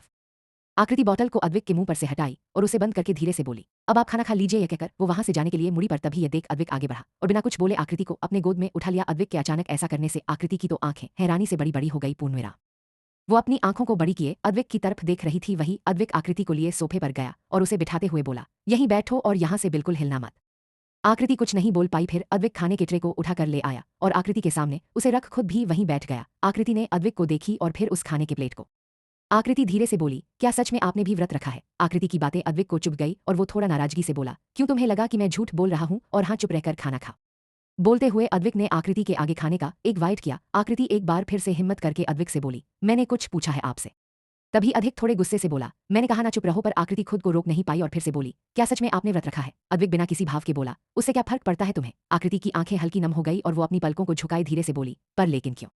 अगर यही सवाल मैं तुमसे करूं कि तुमने क्यों व्रत रखा है, जबकि मैंने तो तुम्हें व्रत रखने को कहा भी नहीं था। अद्विक के पूछने पर आकृति एकदम से शांत पड़ गई। वो अपने सिर को झुकाए चुपचाप बैठी रही। यह देख अद्विक ने एक गहरी सांस छोड़ते हुए कहा, लो अब खा लो इसे। आकृति भी अब बिना कुछ बोले धीरे से अपना मुंह खोल दी और अद्विक ने आकृति को खाने का बाइट खिला दिया। फिर आकृति भी धीरे से खाने के एक बाइट को उठाई और अद्विक की तरफ बढ़ा दी। अद्विक कुछ सेकंड तक आकृति के हाथ को घूरता रहा, फिर बिना कुछ बोले चुपचाप से आकृति के हाथ से खाना खा लेता है। आकृति को यह देख बहुत अच्छा लगता है और वो मन ही मन बहुत खुश होती है। ऐसे ही दोनों एक दूसरे को खिलाते हैं और थोड़ी ही देर में दोनों ने डिनर कर लिया था। पूर्णविराम।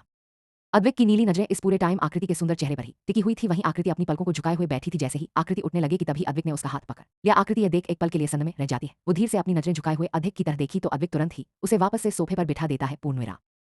आकृति बिना कुछ बोले वही बैठी रहती है। अद्विक आकृति की तरफ देखते हुए अपने एक हाथ को उसके चेहरे की तरफ बढ़ाने लगता है। ये देख आकृति पीछे होने लगती है तो अद्विक एक झटके से अपने हाथ आगे बढ़ाकर आकृति के होठों पर लगे राइस के दाने को अपने उंगलियों में लेकर बोला, जूठा लगा था, बस इन्हें साफ करना था। यह कहकर अद्विक उस जूठे राइस को अपने मुंह में डाल लिया। अद्विक को ऐसा करते देख आकृति की तो आंखें शौक में बड़ी हो गई। वो समझ नहीं पा रही थी कि आखिर अद्विक ने ऐसा क्यों किया, क्योंकि वो वह बात तो बहुत अच्छे से जानती थी कि अद्विक को सफाई बहुत ही ज्यादा पसंद है और किसी का जूठा खाना तो कभी भी नहीं खाता। पूर्णविराम। फिर आज वो ऐसा क्यों कर रहा था, यही सोचकर आकृति थोड़ी हैरान थी, पर जल्दी ही वो खुद के इमोशन को संभाल के सोफे पर से उठती है और बिना अद्विक की तरफ देखे खाने की प्लेट को अपने हाथ में लेकर तेज कदमों के साथ उसके रूम से बाहर चली जाती है। पूर्णविराम। आकृति की धड़कनें इस वक्त बहुत तेज थी। अद्विक के गर्म उंगलियों को आकृति अपने होठों पर महसूस कर पा रही थी, जिस कारण उसकी धड़कनें बेकाबू हो गए थे। वहीं अद्विक भी आकृति के सॉफ्ट होठों को अपने उंगलियों से महसूस कर बहुत खुश था। पूर्णविराम। Of your red lips wifey. Advik अपने उंगलियों को देखते हुए एक तिरछी स्माइल के साथ बोला, फिर अपने उंगलियों को अपने होठों पर रख दिया। अद्विक को ऐसा लग रहा था जैसे मानो वो आकृति के होठों को खुद के होठों पर महसूस कर रहा हो। पूर्णविराम। उसी समय अद्विक का मोबाइल बज उठा। वहीं पास में रखे टेबल पर से अपना मोबाइल उठाया और उस पर फ्लैश होने वाले नंबर को देख उसके चेहरे के भाव बिल्कुल चेंज हो गए। अब उसका चेहरा बिल्कुल सख्त था। वो अपने सख्त एक्सप्रेशन के साथ कॉल पिक किया। फिर दूसरी तरफ से कुछ कहा गया जिससे अद्विक अपने कोल्ड वॉइस में बोला, उन सब को बेसमेंट में रखो और आई एम कमिंग।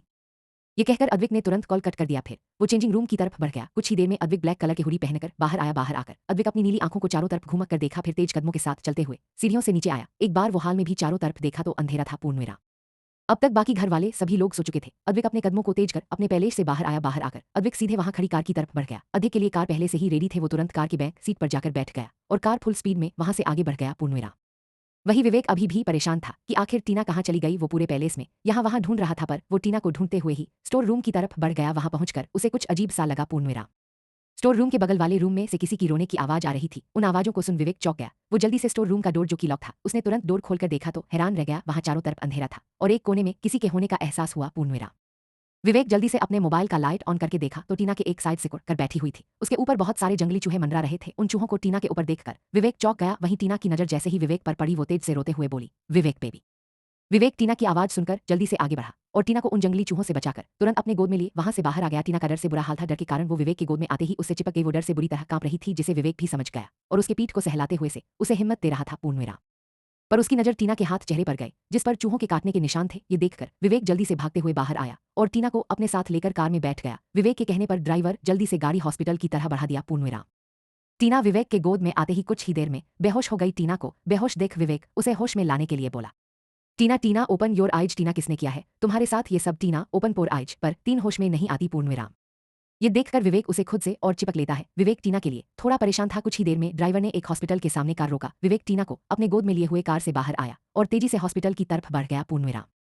कुछ देर में वार्ड के अंदर डॉक्टर टीना का चेकअप कर रहे थे और विवेक बाहर खड़ा डॉक्टर के बाहर आने का वेट कर रहा था। वो बाहर खड़े होकर इधर से उधर घूम रहा था कि तभी उसका मोबाइल बजने लगा। वो तुरंत ही कॉल पिक किया तो उसकी मॉम यानी कि सुनैना जी दूसरी तरफ से बोली, विवेक बेटा तुम कहाँ हो? मैं यहाँ तुम्हारे रूम में आई थी, मुझे तुमसे कुछ जरूरी बात करनी।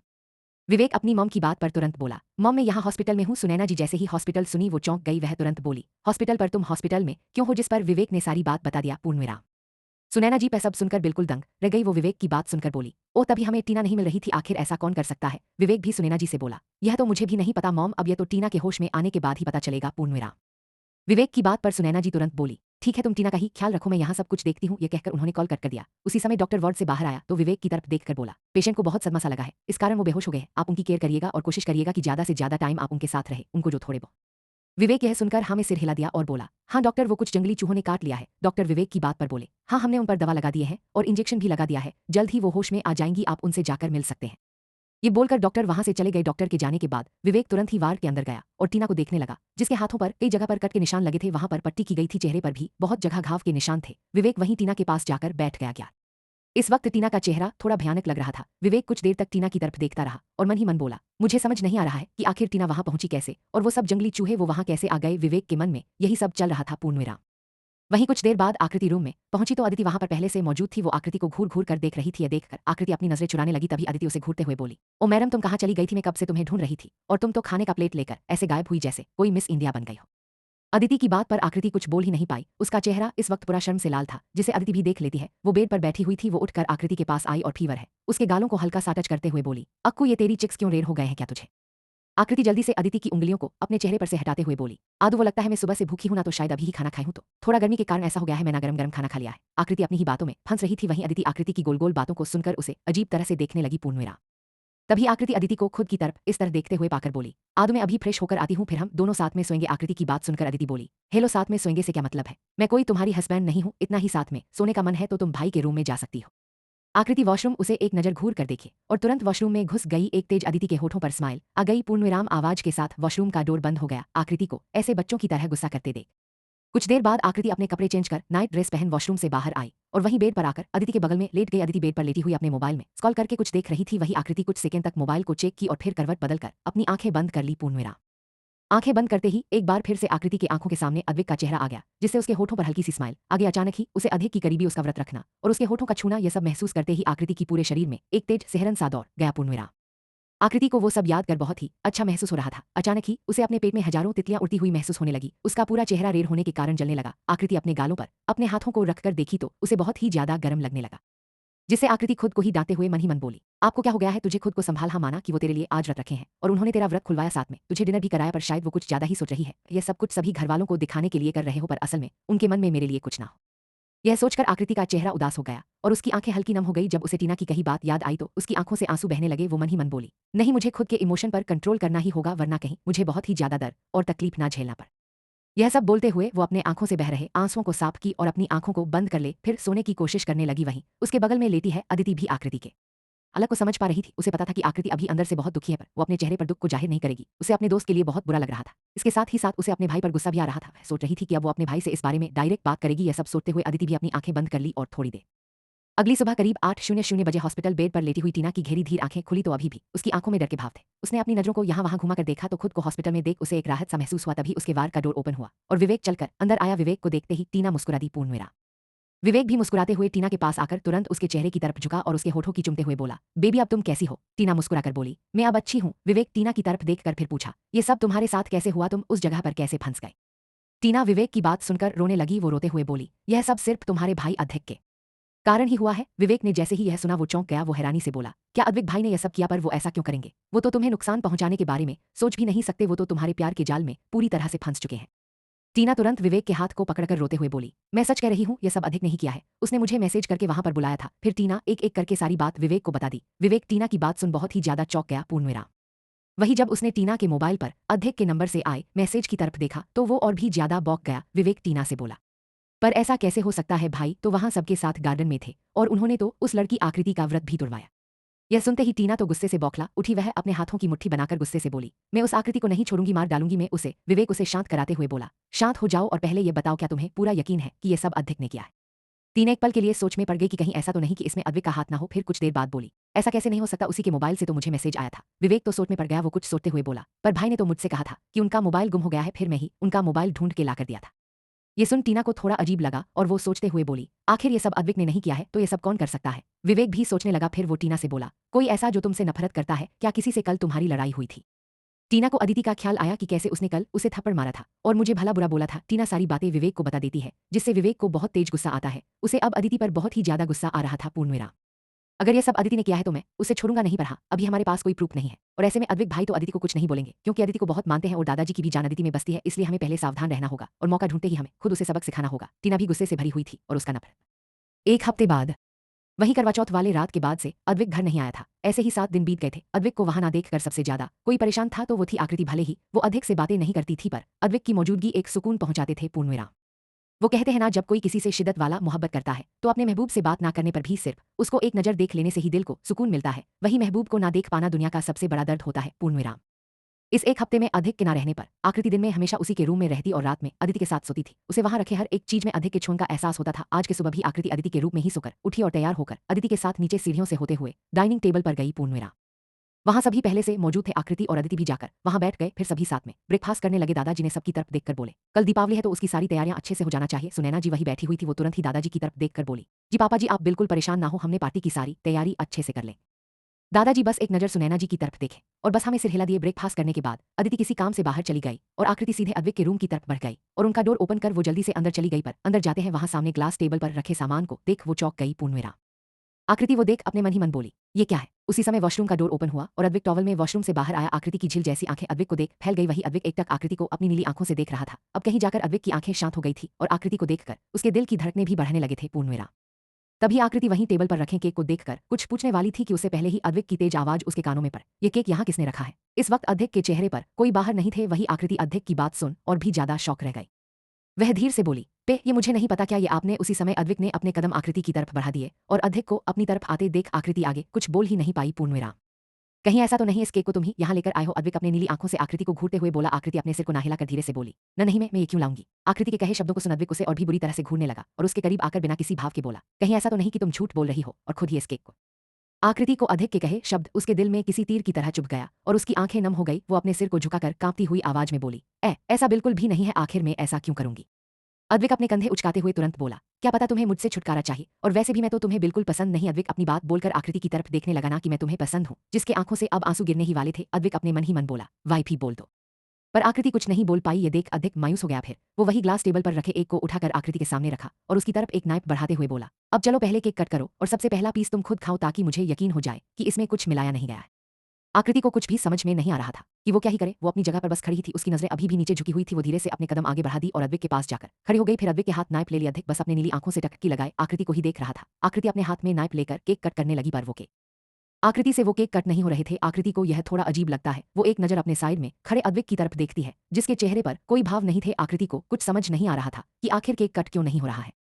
ये देखकर आकृति अपने हाथ में पकड़े नाइफ को एक साइड रखती है, फिर धीरे से केक में अपनी उंगलियों को डालती है तो उसे वहां कुछ हार्ड सा महसूस होता है। आकृति वापस से नाइफ को उठाई और केक को थोड़ा थोड़ा साइड करती है तो उसमें से एक बॉक्स निकलता है जो कि व्हाइट कलर का था। पूर्णविराम उस व्हाइट कलर के बॉक्स को देख आकृति चौंक जाती है। वो अद्विक की तरफ देखती है तो अभी उसके चेहरे पर भी शॉक एक्सप्रेशन थे। अद्विक उसी तरह अपने शॉक एक्सप्रेशन के साथ आकृति से बोला, यह सब क्या है? क्या यह सब तुमने किया है? आकृति अभी भी समझ नहीं पा रही थी कि आखिर अद्विक झूठ क्यों बोल रहा है, क्योंकि उसे पे तो पता था कि ये सब कुछ जरूर अद्विक ने ही रखा है, पर फिर भी अद्विक अपने चेहरे से ये जाहिर नहीं कर रहा था। पूर्णविराम ये बात आकृति को समझ नहीं आ रही थी कि आखिर अद्विक ऐसे क्यों प्रेटेंड कर रहा है कि जैसे वो कुछ जानता ही नहीं। आकृति केक में से उस बॉक्स को निकालती है। अधिक अभी भी आकृति के हाथ में पकड़े उस बॉक्स को अपनी नीली आंखों से घूर घूर कर देख रहा था। आकृति धीरे से उस बॉक्स को ओपन करती है तो उसमें एक बहुत ही प्यारा सा डायमंड रिंग होता है। पूर्णविराम उस डायमंड रिंग को देख आकृति और भी ज्यादा हैरान रह जाती है। तभी अद्विक उस बॉक्स को लेकर उसमें से रिंग निकलता है और आकृति के हाथ को पकड़ तुरंत उसके रिंग फिंगर में उस डायमंड रिंग को पहना देता है। यह सब कुछ अद्विक ने इतना जल्दी किया कि आकृति कुछ समझ ही नहीं पाती कि अचानक से यह सब क्या हो गया। अद्विक आकृति को रिंग पहनाने के बाद उसके हाथ को अपने होठों के पास लाकर बड़े ही प्यार से उसकी उंगलियों को चूम लेता है। अधिक के ऐसा करते ही आकृति कांप सी जाती है। वहीं अद्विक तुरंत ही आकृति को अपने करीब खींच उसके बालों की लटों को एक साइड करता है और आकृति के कानों के पास अपने होंठ ले जाकर अपने मैग्नेटिक वॉइस में धीरे से बोलता है, हैप्पी 6 मंथ। जैसे ही आकृति अद्विक की कही बात सुनती है उसकी आंखें बड़ी बड़ी हो जाती है। वो अपनी जगह पर जम सी जाती है। वहीं अद्विक अपनी बात को बोलकर आकृति के ईयरलॉक को अपने होठों से चूम लेता है। अद्विक के गर्म होठों को अपने कान पर महसूस कर आकृति सहर उठती है और तुरंत ही अद्विक से दूर होने लगती है। लेकिन अद्विक आकृति के कमर पर अपनी पकड़ कस लेता है जैसे वो आज आकृति अपनी पलकों को ऊपर उठाकर एक बार अद्विक की तरफ देखती है तो अद्विक अपने आंखों से ही आकृति को खुद से दूर ना जाने से साफ मना करता है, जैसे मानो वो आकृति को वार्निंग दे रहा हो कि हिलना मत वरना तुम्हारे लिए सही नहीं होगा। वाइफ ही पूर्णविराम आकृति की तो अब हालात ही खराब हो रही थी। अद्विक के इतने करीब होने के कारण उसके दिल की धड़कनें बहुत तेज हो गई थी और चेहरा शर्म से पूरा लाल। वो अपनी नजरों को झुकाए चुपचाप खड़ी थी। वहीं अद्विक सामने रखे केक का एक पीस को उठाता है और आकृति के मुंह के पास लाकर रुक जाता है क्योंकि आकृति अपना मुंह नहीं खोल रही थी। पूर्णविराम यह देख अद्विक आकृति के कानों में बोला, वाइफ ही क्या तुम सीधे तरीके से खाना चाहोगी या फिर मेरे पास और भी तरीके हैं तुम्हें खिलाने के? आकृति अद्विक की बात सुन उसके तरफ देखी तो अद्विक अपने एक आई ब्लिंक कर दिए। अद्विक के ऐसे करने से आकृति हड़बड़ा जाती है और तुरंत ही अपना मुंह खोलती है। फिर अद्विक आकृति को अपने हाथों से केक खिलाता है। जैसे ही आकृति यह सोचती है कि वो भी अद्विक को केक खिलाए उससे पहले ही अद्विक नीचे झुकता है और आकृति के होठों पर लगे केक के क्रीम को अपने टांग से लिक करने लगता है। अब तो आकृति का और भी बुरा हाल हो गया था। उसका मन कर रहा था कि वो अभी ही यहाँ से भाग जाए। पूर्णविराम वहीं अद्विक आकृति को अपने उसके कमर से पकड़ खुद के और करीब खींच लेता है जिससे आकृति अद्विक से बिल्कुल चिपक जाता है और धीरे धीरे आकृति के होठों को चूमने लगता है। आकृति तो अपनी जगह पर जड़ सी हो गई थी। एक पल के लिए उसका माइंड बिल्कुल ब्लैंक हो गया था। वो कुछ समझ ही नहीं पा रही थी कि आखिर अद्विक ये क्या कर रहा है। वही अद्विक बड़े ही प्यार से आकृति के होठों को चूम रहा था। वो आकृति के कभी लोअर लिप्स को अपने होठों के बीच दबाकर चूमता तो कभी उसके अपर लिप्स को। आकृति बिल्कुल स्टैच्यू बनकर अपनी जगह पर ही खड़ी थी। अद्विक बिल्कुल आकृति के ऊपर झुका हुआ उसके होठों को चूम रहा था। पूर्णविराम अद्विक किस करते हुए आकृति के मुंह के अंदर अपने टंग डालना चाह रहा था, पर आकृति थी कि अपने होठों को खोल ही नहीं रही थी। यह महसूस कर अद्विक आकृति के कमर पर पीट करता है जिससे दर्द के कारण आकृति के मुंह से हल्की सी आग निकल जाती है। इसी का फायदा उठाकर अद्विक अपने टंग को आकृति के मुंह के अंदर डाल उसके टंग के साथ उलझा लेता है। पूर्णविराम आकृति की तो अब सांस भी तेज हो गए थे। उसकी धड़कनें जैसे बुलेट ट्रेन से भी ज्यादा फास्ट दौड़ रहे थे। वहीं अद्विक बड़े ही पैशनेटली आकृति के होठों को चूम रहा था। एक पल के लिए आकृति भी उस किस में मदहोश हो जाती है और कब उसके हाथ अपने आप ही अद्विक के बालों में चले जाते हैं उसे पता भी नहीं चलता। पूर्णविराम अब आकृति भी अद्विक के किस में उसका साथ देने लगती है। जैसे ही अद्विक ये महसूस करता है वो अंदर ही अंदर बहुत ही ज्यादा खुश हो जाता है और वो काफी डीप और पैशन के साथ आकृति की होठों को चूमने लगता है। अद्विक आकृति को चूमते हुए ही उसे उसकी कमर से हल्का सा लिफ्ट करता है जिससे आकृति ऊपर की तरफ उठ जाती है और उसके दोनों पैर अद्विक के कमर के चारों तरफ लिपट जाते हैं। दोनों ही अब एक दूसरे में पूरी तरह से खो चुके थे और एक दूसरे के होठों को बेतहाशा चूम रहे थे। पूर्णविराम अद्विक उसी तरह आकृति के होठों को चूमते हुए ही उसे लेकर बेड तक आता है और बड़े ही आराम से उसे बेड पर लिटा देता है। आकृति को तो कोई होश ही नहीं था। वो तो जैसे एक अलग ही दुनिया में पहुंच गई थी। वहीं अद्विक आकृति को बेड पर लिटाकर उसके दोनों हाथों की उंगलियों में अपने उंगलियों को फंसा लेता है और एक बार फिर से आकृति के होठों को बड़े ही बेबाकी के साथ वहीं आकृति भी उसका पूरा साथ दे रही थी। उन दोनों के बीच का किस काफी लंबा चलता। दोनों में से कोई भी एक दूसरे के होठों को छोड़ने को तैयार ही नहीं थे। जब दोनों के ही सांसें फूलने लगते हैं तो अद्विक धीरे से आकृति के होठों को छोड़ देता है। अद्विक नीचे झुककर आकृति के बालों में अपना सिर छुपा के गहरी गहरी सांसें लेने लगता है। पूर्णविराम वही आकृति तेज तेज सांसें लेते हुए ही अपने बढ़ी हुई सांसों को कंट्रोल करने में लग जाती है। अभी दोनों एक दूसरे के बिल्कुल करीब थे या फिर ये भी कहा जा सकता है कि अद्विक आकृति के ऊपर लेटा हुआ था और आकृति उसके नीचे दबी हुई थी। उसका पूरा चेहरा टमाटर से भी ज्यादा रेड हो गया था। क्षण के कारण उसका बुरा हाल था और उसका पूरा शरीर हल्का हल्का कांप रहा था। अभी दोनों ही एक दूसरे में खोए हुए थे। उन दोनों को देख यही लग रहा था जैसे वो दोनों अभी एक अलग ही दुनिया में खोए हुए हैं जहां उन्हें किसी की कोई परवाह ही ना हो। इस दुनिया में सिर्फ वही दोनों ही है। उस पूरे रूम में बिल्कुल शांति थी। उस पूरे रूम में सिर्फ उन दोनों के ही तेज तेज सांसों की आवाज गूंज रहे थे। पूर्णविराम उसी समय उस रूम की शांति को भंग करते हुए फोन के रिंग की तेज आवाज गूंजने लगे। उस आवाज को सुनते ही आकृति अपने सेंस में वापस आ गई। उसे एहसास होने लगा कि वो अभी कहाँ है और क्या कर रही थी। आकृति को एक पल के लिए यह सब तो किसी सपने की तरह ही लग रहा था। ऐसा लग रहा था जैसे वो अभी कुछ देर पहले ही सपनों की दुनिया से बाहर आई है। ज्ञान अभी अगर आकृति को अपने होठों पर दर्द महसूस ना होता तो उसे यकीन भी नहीं होता कि अभी अभी उसके और अद्विक के बीच क्या हुआ। फोन के रिंग लगातार बजे जा रहे थे। अद्विक ने फोन कॉल को पूरी तरह से इग्नोर कर दिया और वो आकृति के बालों में से अपने चेहरे को निकाल उसके चेहरे की तरफ देखने लगा पूर्णविराम। अद्विक आकृति के लाल हुए चेहरे और उसके हल्के सूजे हुए होठों को अपनी नीली आंखों से एक तक देख रहा था। फोन की पूरी रिंग बजकर कट गई। अब रूम में वापस से शांति छा गई। वहीं अद्विक आकृति के होठों को देखते हुए धीरे धीरे एक बार फिर से उसके चेहरे की तरफ झुकने लगा पूर्णविराम। तभी एक बार फिर दोबारा से अद्विक का मोबाइल बजने लगा। अब अद्विक को बहुत ही ज्यादा गुस्सा आ रहा था, यह सोचकर कि आखिर कौन है जो उसके इतने स्पेशल टाइम पर उसे डिस्टर्ब कर रहा है। वो गुस्से और डिसअपॉइंटमेंट के साथ एक नजर अपनी नीली आंखों से वही टेबल पर रखे मोबाइल को घूर घूर कर देखने लगा पूर्णविराम। वहीं आकृति भी अद्विक की नजरों का पीछा कर इस टेबल पर रखे अद्विक के मोबाइल की तरफ देखी। अद्विक के मोबाइल पर फ्लैश हो रहे नाम को देख आकृति की आंखें हल्की नम हो गई। वही अद्विक बिना किसी भाव के घूर घूर कर फ्लैश हो रहे नंबर को देख रहा था पूर्णविराम। आकृति की आंखों के सामने वो सब सीन आने लगे जब अद्विक ने उसे खुद से दूर किया और उसकी कजिन सिस्टर टीना के करीब जाना, दोनों का साथ में एक दूसरे से बिल्कुल चिपक कर खड़ा होना, एक दूसरे को गले लगाना, एक दूसरे से अपने अपने प्यार का इजहार करना, यह सब कुछ याद आते ही आकृति खुद को रोक नहीं पाई और तुरंत ही अद्विक को खुद से दूर झटक दी। आकृति के अचानक what's wrong with you wifey? अधिक गुस्से से आकृति की तरफ देखकर बोला। आकृति जल्दी से बेड पर उठ के बैठ जाती है। वो डरते हुए धरी से बोली, वो I am so sorry. Advik आकृति को अपने नीली आंखों से घूर घूर कर देख रहा था। वही मोबाइल पर अभी भी कॉल आ रहा था लेकिन अधिक ने उसे पूरी तरह से इग्नोर कर दिया था। वहीं आकृति जल्दी से बेड पर से उठती है और बेड से नीचे उतर जाती है। फिर वो बिना आदमी की तरफ देखे रूम से बाहर जाते हुए बोली, मैं जा रही हूँ, आप अपना कॉल अटेंड कर सकते हैं, अब आपको कोई डिस्टर्ब करने वाला। ये कहते हुए वो जैसे ही डोर ओपन करने वाली होती है कि तभी अद्विक उसका हाथ पकड़ लेता है और एक झटके में उसे अपनी तरफ खींच लेता है। आकृति अद्विक के अचानक ऐसे खींचने से सीधे उसके सीने से जा लगती है। अद्विक अभी भी उसे घूर रहा था। आकृति अद्विक के करीब आकर बिल्कुल चुपचाप खड़ी रहती है। कुछ सेकंड तक दोनों ही बस शांति से खड़े रहते हैं। दोनों को ही एक दूसरे की करीबी बेचैन कर रहे थे पूर्णविराम। कुछ देर बाद आकृति धीरे से बोली, छोड़िए मुझे जाना है। ये कहते हुए वो खुद को अधिक के पकड़ से छुड़ाने लगती है पर अधिक आकृति के कमर में हाथ डाल उसे खुद से बिल्कुल चिपका लेता है। अब तो आकृति का और भी बुरा हाल था पर फिर भी वो खुद को संभालते हुए बोली, आई थिंक आपको अपनी गर्लफ्रेंड से बात कर लेनी चाहिए। अद्विक को आकृति की ये बात अच्छा नहीं लगता है। वो अपने दूसरे हाथ से आकृति के चेहरे को ऊपर करता है और उसकी आंखों में देखकर बड़े शांत भाव से बोलता है, मेरी कोई गर्लफ्रेंड नहीं है, मेरी सिर्फ एक वाइफ है जो अभी मेरे सामने खड़ी है और उससे बढ़कर मेरे लिए कोई नहीं है। जैसे ही आकृति यह सुनती है वो बिल्कुल शॉक्ड हो जाती है। वो अपने पलकों को उठाकर अद्विक की तरफ देखती है तो अद्विक बस एक तक उसे ही निहार रहा था। उसकी आंखों में आकृति के लिए प्यार साफ दिखाई दे रहा था जिसे आकृति भी देखती रहती है। कुछ सेकंड के लिए दोनों एक दूसरे की आंखों में खो जाते हैं पूर्णविराम। पर आकृति अद्विक पर विश्वास नहीं कर पा रही थी। वो फिर से अद्विक से दूर होने की कोशिश करने लगती है तो अधिक आकृति के कमर पर अपनी पकड़ कसते हुए बोला, कहाँ जा रही हो वाइफ? अभी तो मैंने बोला मेरे लिए सबसे ज्यादा इंपॉर्टेंट सिर्फ मेरी वाइफ है और मैं नहीं चाहता कि मेरी वाइफ अभी मुझसे दूर हो। अभी मैं अपनी वाइफ के साथ रहना चाहता। आकृति अद्विक के सीने पर हाथ रखकर धीरे से बोली, लगता है आप होश में नहीं है इसलिए ऐसी बातें कर रहे हैं या फिर आपका ये कोई ड्रामा है। मुझे दर्द देने का, मेरे इमोशन के साथ खेलने का अद्विक समझ जाता है कि आकृति ऐसा क्यों बोल रही है पर उसे आकृति की बातें बहुत ही ज्यादा बुरी लग रही थी पूर्णविराम।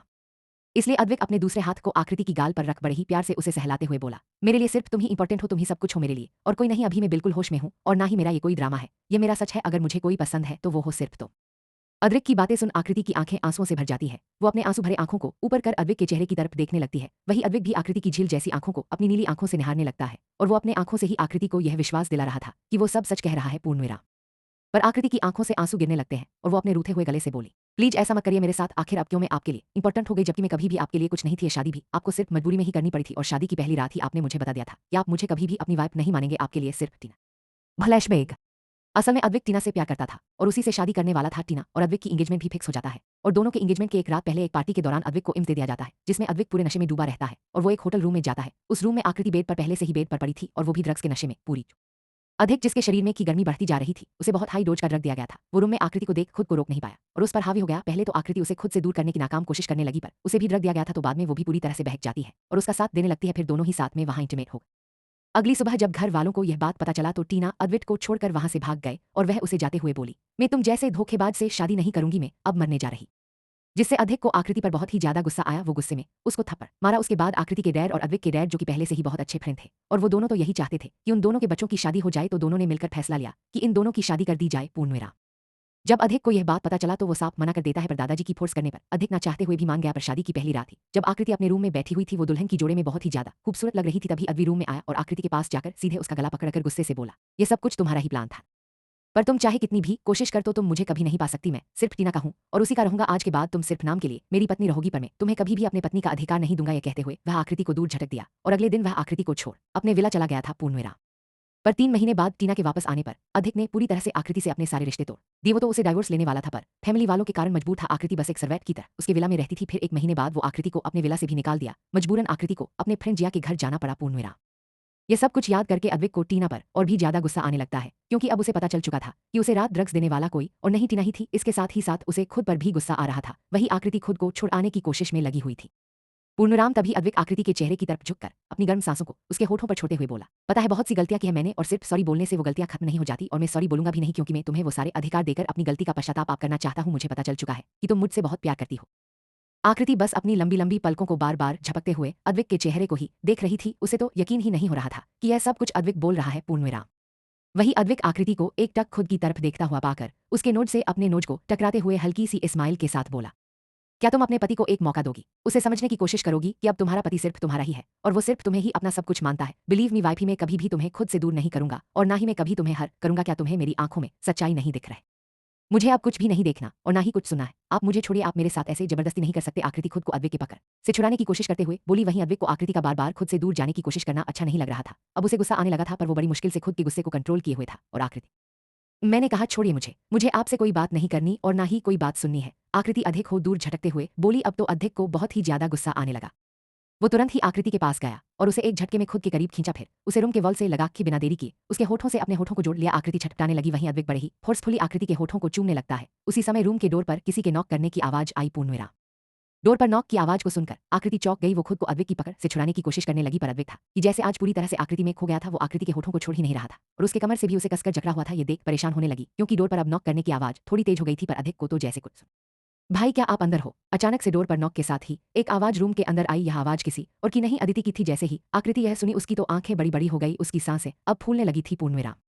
एक तो पहले ही अद्विक इतने फोर्सफुली उसे किस कर रहा था और दूसरा अदिति डोर के बाहर खड़ी थी। यह महसूस कर आकृति की हालत बहुत ही खराब होने लगी। वो अपनी पूरी ताकत लगाकर अद्विक को खुद से दूर कर दी, जिससे अद्विक 2 कदम पीछे हो गया, पर उसके चेहरे पर नाखुश वाला एक्सप्रेशन था। पूर्णविराम। वहीं अद्विक के छोड़ते ही आकृति तेज तेज सांस लेने लगी। उसकी सांसें इस वक्त चढ़ी हुई थी। वो तो अच्छा था कि रूम साउंड प्रूफ होने के कारण उसकी आवाज रूम में ही दबकर रह गए, वरना शायद बाहर खड़ी अदिति भी उसकी तेज सांसों की आवाजों सुन लेती। पूर्णविराम। भाई अगर आप अंदर हो तो प्लीज डोर ओपन करो, मुझे आपसे कुछ जरूरी बात करनी है। अदिति की एक बार फिर से तेज आवाज रूम के अंदर आई। आकृति अपनी सांसें कंट्रोल कर अद्विक की तरफ अजीब तरह से देखने लगी। वही अद्विक अभी भी उसी एक्सप्रेशन के साथ आकृति को देख रहा था। पूर्णविराम।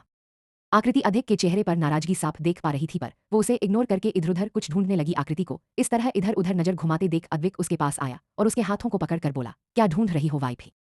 वो मैं कुछ ढूंढ रही हूँ कि मैं कहाँ छुप जाऊं, वरना अदिति हमें देख लेगी तो वो गलत समझेगी। आकृति की बेवकूफी भरी बातें सुन अद्विक उसे घूर घूर कर देखने लगा और वो वापस से एक झटके में आकृति के कमर में हाथ डाल खुद से चिपका कर बोला, हम दोनों कुछ गलत नहीं कर रहे, हम हस्बैंड वाइफ है और हमारे बीच ऐसा होना नॉर्मल है। आकृति अपनी पलकों को झपकाते हुए अद्विक की तरफ देखी, जिसके चेहरे पर अभी सीरियस एक्सप्रेशन था। आकृति एक बार फिर से खुद को अच्छे से छुड़ाते हुए बोली, छोड़िए मुझे, आप मुझे कितना वाइफ मानते हैं वो तो मुझे पता ही है और बाकी सबको भी। वे बोलकर आकृति अद्विक से दूर होकर वॉशरूम को ओपन कर उसके अंदर चली गई। अद्विक अभी बहुत ही मायूस लग रहा था। वापस से अदिति के डोर पर नॉक करने से अद्विक झल्ला कर डोर के पास गया और उसे ओपन किया। अदिति बाहर खड़ी थोड़ी परेशान सी थी। अद्विक उसे इग्नोर करके अंदर सोफे की तरफ बढ़ते हुए बोला, बोलो यहाँ क्यों आई हो? अदिति रूम के अंदर आती है और वो अद्विक की तरफ देखकर बोली, आप इतनी देर से क्या कर रहे थे भाई? कोई काम था क्या मुझसे? अदिति की बातों को इग्नोर कर अद्विक उसी से सवाल करने लगा। अपने भाई के पूछने पर कुछ सेकंड के लिए बिल्कुल चुप हो गई। वो चुपचाप खड़ी होकर नीचे की तरफ देखने लगी। तभी अद्विक उसे घूर घूर कर देखते हुए बोला, अब बोलोगी वहां क्यों आई हो?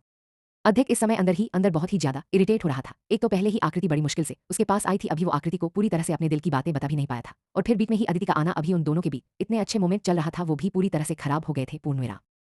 भाई मुझे आपसे अपनी बेइज्जती के बारे में बात करना था। अदिति धीरे से अद्विक की तरफ देखकर बोली। अदिति के पूछने पर अद्विक उसकी तरफ अजीब नजरों से देखने लगा। उसे एक पल के लिए समझ में नहीं आया कि आखिर उसकी बहन आकृति के बारे में क्या बात करने वाली है। अद्विक बिना कुछ बोले अदिति की तरफ देख अपने एक भवें उचकाया। पूर्णविराम।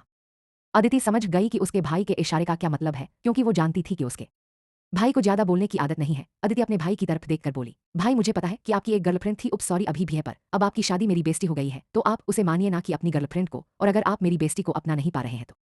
अपनी बात बोलकर अदिति चुप हो गई। वहीं अधिक अदिति की बात सुन तुरंत बोला, तो क्या?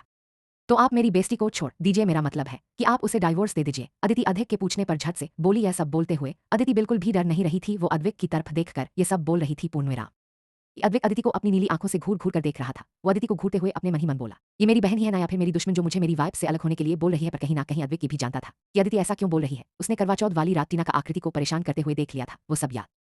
अपने भाई को चुप देख अदिति तुरंत बोल पड़ी, भाई आप क्या सोच रहे हैं? क्या आप मेरी बेइज्जती को छोड़ देंगे? अगर आप यही चाहते हैं तो प्लीज जल्दी से उसे डाइवोर्स दे दीजिए और उसे झूठे सपने मत दिखाइए। ये तुमसे किसने कहा कि मैं अपनी वाइफ को डाइवोर्स दे दूंगा? क्या मैंने तुमसे ऐसा कुछ बोला? अद्विक अदिति की बात को बीच में काटते हुए ही तुरंत बोल पड़ा। एक पल के लिए अदिति थोड़ी घबरा गई, क्योंकि इस वक्त अद्विक का चेहरा गुस्से से तमतमाया हुआ लग रहा था। अदिति यह देख समझ गई कि जरूर उसके भाई को उसकी बातें बुरी लगी होगी, लेकिन फिर भी वो खुद को संभाल कर उसी तरह अपने भाई की तरफ देखने लगी और बोली, तो प्लीज अपनी गर्लफ्रेंड को समझाए कि मेरी बेइज्जती को आइंदा से परेशान ना करे। ये कहते हुए अदिति तुरंत वहां से जाने लगी, पर तभी अध्यक्ष की आवाज सुन उसके कदम रुक गए। पूर्णविराम, तुम अपनी बेइज्जती के लिए क्या कर सकती हो? अध्यक्ष की तेज आवाज अदिति के कानों में पड़े। अदिति तुरंत पीछे मुड़कर अद्विक से बोली, मैं अपनी बेइज्जती के लिए कुछ भी करने को तैयार हूं। अदिति की बात सुनते ही हल्का मुस्कुराया और फिर उसे अपने पास आने का इशारा किया। अदिति थोड़ा कंफ्यूज नजरों से अपने भाई की तरफ देखने लगी, फिर वो चुपचाप से चलकर अपने भाई के पास गई। अद्विक एक पेपर में कुछ लिखकर अदिति की तरफ बढ़ा दिया। अदिति अभी भी कंफ्यूज भरी नजरों से अद्विक को देख रही थी और बिना कुछ बोले उस पेपर को अपने हाथों में ले लेती है पूर्णविराम। फिर उस पेपर पर लिखे हुए शब्दों को पढ़कर अदिति के चेहरे पर हल्की सी स्माइल आ गई। वो स्माइल करते हुए अद्विक की तरफ देखकर बोली, क्या सच में? अद्विक बस अपने सिर को हिला दिया। पूर्णविराम। फिर अदिति अध्यक्ष की तरफ देखकर अपने अंगूठे से धम्स अप का इशारा करते हुए बोली, ओके मैं समझ गई, और वो खुशी से भागते हुए रूम से बाहर चली गई। अद्विक अदिति को इतना खुश देख मुस्कुराने लगा। उसे बहुत अच्छा लग रहा था कि उसकी बहन उसके वाइफ को इतना ज्यादा मानती है कि उसके लिए कुछ भी करने को तैयार है। पूर्णविराम। वही वॉशरूम में डोर से कान लगाए खड़ी आकृति सारी बातों को सुन रही थी। वो अदिति की कई बातों को सुन इमोशनल हो गई, उसकी आंखों से आंसू गिरने लगे। वो धीर से बड़बड़ाई, मुझे नहीं पता था कि मेरी फ्रेंड मेरे लिए कुछ भी करने को तैयार हो जाएगी। थैंक यू भगवान जी, मुझे इतनी अच्छी दोस्त देने के लिए। मैं सच में बहुत लकी हूँ जो आपने मुझे इतनी अच्छी फ्रेंड से मिला दी। ये बोलते हुए उसके होठों पर स्माइल आ गई। अभी आकृति कान लगाए चुपचाप खड़ी थी कि उसी समय एक झटके में वॉशरूम का डोर ओपन हो गया। आकृति तो बिल्कुल हड़बड़ा गई और वो पीछे की तरफ गिरने वाली थी कि तभी अद्विक तुरंत आकृति को उसके कमर से पकड़ खुद के करीब खींचते हुए बोला, संभाल कर वाइफ। आकृति अद्विक की तरफ देखकर कुछ नहीं बोली और वो तुरंत अद्विक से दूर हो गई और एक नजर रूम में चारों तरफ देखने लगी। तभी अद्विक उसके कानों के पास आकर फुसफुसाते हुए बोला, मेरी बहन जा चुकी है। जैसे ही आकृति ने यह महसूस किया कि अद्विक उसके पीछे खड़ा है, उसके शरीर में एक तेज करंट सा दौड़ गया। उसके अंदर कप्पी सी होने लग गई। अद्विक ये साफ देख पा रहा था कि बस उसके थोड़ा सा करीब आने भर से ही आकृति पर इतना असर हो जाता है, तो जब वो उसके बिल्कुल करीब आएगा तो आकृति का क्या हाल होगा। पर जो भी होगा वो सब सोचकर अद्विक को बहुत अच्छा महसूस हो रहा था। वहीं अद्विक जल्दी से बिना अद्विक की तरफ देखे डोर की तरफ बढ़ गई। तभी अद्विक आकृति को अचानक इस तरह से जाते हुए देख एक अजीब सा मुंह बनाया और फिर वो उसे रोकते हुए कुछ बोला, जिसे सुनकर आकृति चौंक गई और वो हैरानी से अपनी आंखें बड़ी किए अद्विक की तरफ देखने लग गई। पूर्णविराम, क्या तुम ऐसे ही मेरा फायदा उठा के मुझे ऐसे ही छोड़कर चली जाओगी? अद्विक बिना किसी भाव के आकृति से बोला। अद्विक की बात सुन आकृति के जाते हुए कदम रुक गए। वो हैरानी से आंखें बड़ी किए अद्विक की तरफ देखने लगी। वही अद्विक अपने होठों पर अंगूठे से रब कर रहा था और उसके होठों पर एक तिरछी स्माइल थी। आकृति अद्विक की कहे बातों को समझ जाती है और अब आकृति अपने मन ही मन बोली, कितने बुरे हैं, पहले तो खुद मेरा फायदा उठाए मुझे किस किया और अब मुझे ही बोल रहे हैं। इतना बोल आकृति गुस्से से अपने पैर पटकते हुए बिना अद्विक से कुछ कहे रूम से बाहर चली गई। वहीं अद्विक आकृति के गुस्से भरे चेहरे को याद कर मुस्कुराने लगा। वो मुस्कुराते हुए बोला, उप वाइफ ही तुम गुस्से में ना और भी ज्यादा खूबसूरत लगती। वही आकृति अदिति के रूम में आती है। वो गुस्से से बेड पर बैठ गई। वो वहीं पास रखे अपने कपड़े को कभी खोलती तो कभी उसे वापस से यह करती और अद्विक की हरकतों को याद कर वो गुस्से से बड़बड़ा रही थी। अभी वो अद्विक से बहुत ही ज्यादा नाराज थी। वही अदिति वॉशरूम से बाहर निकली और आकृति की तरफ देखने लगी। पूर्णविराम। आकृति के चेहरे पर गुस्से के भाव देख अदिति कंफ्यूज हो गई। उसे समझ नहीं आ रहा था कि आखिर आकृति क्यों गुस्सा है। वो आकृति की हरकतों को देख धीरे से बोली, इसे क्या हुआ? ये इतना गुस्सा क्यों हो रही है? और गुस्से के कारण उसका चेहरा भी पूरा रेड हो गया है। क्या किसी ने मेरी फ्रेंड को कुछ बोला है? ये बोलकर अदिति बैठ कर गई और आकृति के पास बैठ गई। वहीं आकृति को तो कोई होश ही नहीं था कि अभी आकृति उसके पास बैठी हुई है। अदिति कुछ सेकंड तक वैसे ही बैठी रही और वो आकृति के कंधे पर हाथ रखी तो वो चौंक गई। वह झटके से पीछे मुड़ी और अदिति को वहां देख वापस से अपने कपड़े को तह करने लगी। पूर्णविराम। अदिति आकृति की तरफ देखकर बोली, क्या हुआ है तुझे? तू ऐसे क्यों झांसी की रानी बनी हुई है और मुंह तो तेरा ऐसे फुला हुआ है जैसे तू कोई फूलन देवी हो। आकृति अदिति की बात पर उसे घूरने लगी तो अदिति तेज तेज हंसते हुए बोली, यार मैं तो मजाक कर रही थी, अब तू मुझे ऐसे डरा मत। आकृति कुछ बोली नहीं और वहां से उठकर कपड़े को वार्डरोब में रखने के लिए वहां से चली गई। तभी अदिति आकृति से बोली, अक्कू सुन ना, मुझे तुझसे कुछ जरूरी बात बतानी थी। आकृति बिना अदिति की तरफ देखे बोली, हम बोल, मैं सुन रही हूँ। अदिति बोली, यार आज मेरी बहुत अच्छी फ्रेंड का बर्थडे है और मैं चाहती हूँ कि तू भी मेरे साथ वहां चल। आकृति वार्डरोब का डोर बंद कर बेड पर आकर बैठ गई और अदिति से बोली, आदू प्लीज, मेरा आज बिल्कुल भी कहीं भी जाने का मन नहीं है, मेरा आज बहुत मूड खराब है। अदिति जैसे यह सुनकर घबरा गई और वो जल्दी से बोली, अक्कू यार ये तू कैसी बातें कर रही है? मैंने क्या क्या सोच रखा था कि हम दोनों साथ में जाएंगे, और हाँ तुझे प्लीज मेरे साथ चलना ही होगा वरना फिर मैं भी नहीं जाऊंगी। आकृति अपने कंधे को उचकाते हुए बोली, ठीक है तो तू भी मत जा। अदिति यह सुन हड़बड़ा गई। वो हड़बड़ाते हुए तुरंत बोली, यार अक्कू तू कैसी है? तुझे पता है ना अगर मैं वहां नहीं गई तो मेरी फ्रेंड बहुत नाराज हो जाएगी, वो मेरी बहुत अच्छी दोस्त है। तभी आकृति अदिति को घूरने लगी। अदिति यह देख झूठी हंसी हंसते हुए बोली, अक्कू यार वो तेरे से अच्छी दोस्त नहीं है, पर यार मैंने उसे तेरे बारे में भी बताया और वो तुझसे मिलने के लिए एक्साइटेड है, तुझे चलना ही होगा। मैं कुछ नहीं जानती, तुझे बस मेरे साथ चलना है तो बस चलना है। आकृति बार बार मना कर रही थी पर अदिति थी कि जैसे मानने को तैयार ही नहीं हो रही थी। अदिति के बार बार रिक्वेस्ट करने पर अंत में आकृति हार मान गई और वो एक गहरी सांस लेकर हाँ में सिर हिलाकर बोली, ठीक है बाबा, मैं तेरे साथ चलने के लिए तैयार हूँ, अब तो तू खुश है ना? अदिति बड़ी सी स्माइल के साथ बोली, हाँ मैं बहुत बहुत खुश हूँ, थैंक यू सो मच यार। आकृति बस मुस्कुरा दी और अदिति के सिर पर एक चपत लगाकर बोली, पागल लड़की। वही अदिति जल्दी से वार्डरोब की तरफ बढ़ी और एक बैग निकालकर बोली, ये मैंने तेरे लिए कपड़े भी खरीद रखे हैं। जैसे ही आकृति ने उस ड्रेस को देखा तो वो चौंक गई और बोली, आदू पर ये तो तूने अपने लिए लिया था ना? अदिति हंसकर आकृति से बोली, पागल लड़की, ये मैं तेरे लिए ली थी, मैं तुझे बस सरप्राइज देने वाली थी और मैं ये चाह रही थी कि तू इस ड्रेस को कल दिवाली। आकृति बस मुस्कुरा कर सिर हिला दी। वही अदिति कुछ सोचकर मन ही मन बहुत खुश हो रही थी। कुछ तो चल रहा था अदिति के मन में, वो क्या है आप सबको जल्द ही पता चल जाएगा। पूर्णविराम। शाम के करीब 7 00 बजे आकृति वो ड्रेस पहनकर तैयार होती है। वो मिरर के सामने खड़ी होकर अपने बाल बना रही थी, तभी अदिति वो ड्रेस पहन के चेंजिंग रूम से बाहर आती है। जैसे ही वो आकृति की तरफ देखती है तो बस देखते ही रह जाती है। पिंक कलर के स्लीवलेस फ्लोरल गाउन में आकृति बहुत ही ज्यादा खूबसूरत लग रही थी। अदिति तो बस एकटक आकृति को निहारती। अदिति आकृति को देखते हुए बोली, वाह वक्कू, तू क्या गजब लग रही है, ना जाने आज तू कितनों की जान लेकर मानेगी। आकृति अदिति को अपनी आंखें छोटी कर देखने लगी तो अदिति हंसते हुए बोली, अरे यार मैं सच बोल रही हूँ, तू बहुत ही ज्यादा खूबसूरत लग रही है। अगर अभी मैं लड़का होती ना तो पक्का तुझे प्रपोज कर देती। आकृति अदिति की बचकानी बातें सुन हंसने लगती है। फिर आकृति अदिति के गाल पर थपथपाते हुए बोली, पागल लड़की, तू खुद को देख, तू कितनी खूबसूरत लग रही है। अदिति बस हंस देती है। पूर्णविराम। कुछ देर में दोनों ही तैयार होकर नीचे आते हैं और मैं दादाजी, अद्विक के डैड और उसकी सौतेली माँ सुनैना जी वहां बैठे हुए थे। वो तीनों लोग आकृति और अदिति को देखते हैं तो अदिति हंसते हुए दादाजी से बोली, दादाजी मैं अपनी फ्रेंड के बर्थडे पार्टी में जा रही हूँ। मैं अकेली जा रही थी तो अक्कू को अपने साथ ले जा रही। दादाजी बस मुस्कुरा दिए और बोलते हैं, ठीक है बेटा, तुम दोनों ध्यान से जाना और अपने साथ बॉडीगार्ड को भी लेते जाना। वो दोनों वहां से बाहर निकल जाती हैं। विजय जी आकृति को मुस्कुराते हुए देख बहुत खुश थे कि यहाँ आकर कम से कम आकृति खुश रह रही है। दादाजी भी आकृति को खुश देख मन ही मन बहुत अच्छा महसूस कर रहे थे। पूर्णविराम। पर सुनैना जी को तो जैसे आकृति को खुश देख बर्दाश्त ही नहीं हो रहा था। उनके सीने पर तो जैसे सांप लौट गया था, पर अभी वो आकृति का कुछ कर भी नहीं सकती थी। वो अपने मन ही मन बोली, मुस्कुरा लो तुम आकृति कुछ दिन और खुश रह लो, बहुत ही जल्द तुम्हारे होठों की मुस्कुराहट गायब हो जाएगी। जब मेरा बेटा अद्विक तुम्हें अपने लाइफ से धक्के मार कर निकाले देगा फिर तुम दर्द। वही आकृति अदिति के साथ पैलेस के बाहर आती है और बाहर खड़ी कार में बैठ जाती है। कार वहां से तेजी से निकल जाता है। उस कार के पीछे एक दूसरे कार भी थी जिसमें बॉडीगार्ड थे। यह सब दादाजी ने करवाया था। उन्हें अपने दोनों बच्चियों की बहुत चिंता रहती थी। पूर्णविराम। अभी कार कुछ ही दूर गई थी कि अचानक अदिति ड्राइवर से बोली, कार को रोको को प्लीज प्लीज। ऐसे अचानक अदिति के बोलने पर ड्राइवर एक झटके में कार को रोक देता है। अदिति जल्दी से कार का डोर खोल बाहर निकलने लगती है कि तभी आकृति उसके हाथ को पकड़कर बोली, आटू तू कहाँ जा रही है। अदिति आकृति की तरह देखकर बहुत ही मासूम सा चेहरा बनाकर बोली, यार अक्कू, मैं ना अपनी फ्रेंड के लिए गिफ्ट लिया था, वो मैं घर पर ही भूल गई।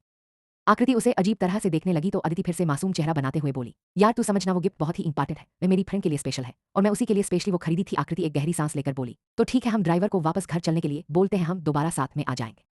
अदिति तुरंत ही आकृति को के हाथ को पकड़कर हल्का मुस्कुराते हुए बोली, यार अक्कू, तू तब तक बर्थडे प्लेस पर पहुंच, मैं घर जाकर वो गिफ्ट लेकर तुरंत ही आ जाऊंगी और अगर काफी लेट हो गया तो मेरी फ्रेंड बहुत नाराज हो जाएगी। मैं उसे इन्फॉर्म कर दूंगी कि मैंने तुझे भेज दिया, तो कम से कम हम दोनों में से एक लोग वहां पहुंच जाएंगे, फिर वे ज्यादा नाराज भी नहीं होगी। आकृति को ना जाने क्यों कुछ कर लग रहा था। वो उसे से मासूम चेहरा बना ली। आकृति अदिति की मासूम चेहरे को देख पिघल गई। फिर वो उसे जाने के लिए बोल दी। अदिति जल्दी से कार का डोर ओपन करके बाहर आई और फिर तुरंत वहां से एक दूसरे कार में बैठकर घर के लिए निकल गई। आकृति की भी कार आगे बढ़ गई। आकृति की ना जाने क्यों दिल की धड़कनें अब बढ़ गई थी। अरबी मीम अरबी दाल। करीब आधे घंटे बाद ड्राइवर एक एनजीओ के सामने कार रोकता है। ऐसे अचानक कार के रुकने पर अदिति चौंक जाती है। तभी ड्राइवर धीरे से बोला, मैम हम पहुंच गए हैं। आकृति को कुछ समझ में नहीं आया। वो बाहर की तरफ देखते हुए ड्राइवर से बोली, कहीं आप कुछ गलत जगह तो कार नहीं रोकती है। ड्राइवर तुरंत ही बड़े ही पोलाइट वे में बोला, मैम अदिति मैडम ने हमें यही का एड्रेस दिया था। अब आकृति कुछ बोल नहीं पाई। फिर वो धीरे से कार का डोर ओपन करके बाहर आ जाती है। पूर्णविराम। कार से बाहर आकर आकृति धीरे धीरे आगे बढ़ने लगती है। उसे सब कुछ थोड़ा अजीब लग रहा था कि क्या आदू की फ्रेंड का बर्थडे यहाँ पर है। वहां पर एक डिम लाइट जल रहा था। आकृति जैसे ही आगे बढ़ती है वो चौंक जाती है। पूर्णविराम। जहां अभी वहां बिल्कुल अंधेरा था और बस एक डिम लाइट जल रही थी। जैसे जैसे आकृति अपने कदम आगे बढ़ा रही थी वहां की लाइटें जलती ही जा रही थी। आकृति यह सब देख बिल्कुल हैरान हो जाती है। उसके साथ ही साथ उसकी आंखों में एक चमक भी थी। वो मुस्कुराते हुए अपने गाउन को पकड़े धीरे धीरे आगे बढ़ने लगी। तभी वहां पर कुछ बच्चे एक साथ उसके सामने खड़े हुए थे। वो सभी बच्चे इस एनजीओ के ही थे और वो सब बहुत ही क्यूट और प्यारे से थे। उन सभी बच्चों के बीच में खड़े एक छोटे बच्चे के हाथ में एक बड़ा सा बैलून था जो कि हार्ट शेप का था। आकृति जब ध्यान से उस बैलून को देखती है तो उसमें लिखा हुआ था एक। आकृति को यह देख थोड़ा अजीब लगता है। तभी वो बच्चे तुरंत पीछे हट जाते हैं तो कुछ दूर चलने के बाद ही कुछ और बच्चों की झुंड उसे दिखाई देते हैं। उनके हाथ में 2 बैलून थे। आकृति जब उस बैलून पर लिखे लेटर को पढ़ी तो उस पर लिखा था AM। आकृति फिर आगे बढ़ी तो 2 कदम चलने पर ही वहां 5 बच्चे एक साथ खड़े थे। उन सभी के हाथ में एक एक बैलून था और वो सब एकदम लाइन से खड़े थे और उस बैलून पर भी कैपिटल लेटर में एक एक लेटर लिखे हुए थे। पहले बैलून में, दूसरे बैलून पर, तीसरे में आ, चौथे में भी आ और 5वें में लिखा हुआ था पूर्णविराम। उन सारे लेटर को ध्यान से मिलाकर पढ़ने पर आकृति धीरे से बोली, आई एम सॉरी, पर ये किस लिए लिखा हुआ है। आकृति को कुछ भी समझ में नहीं आ रहा था। वो बहुत ही ज्यादा कंफ्यूज थी। वो उन बच्चों से इस बारे में कुछ पूछती उससे पहले ही सारे बच्चे वहां से चले जाते हैं। तभी एक छोटा बच्चा एक बैलून आकृति के हाथ में पकड़ाकर जल्दी से वहां से भाग गया। पूर्णविराम। आकृति उस बल्लू को देखी तो उस पर डायरेक्शन का निशान था। आकृति उसी डायरेक्शन में चलते हुए आगे बढ़ी तो सामने का नजारा देख उसकी आंखें बड़ी बड़ी हो गई और उसका मुंह खुला का खुला रह गया। वहां एक साइड चारों तरफ बहुत ही खूबसूरती से डेकोरेट किया गया था। वहां कलरफुल छोटी छोटी लाइटें जल रही थी। वहीं साथ में फ्लावर से भी डेकोरेशन किया गया था।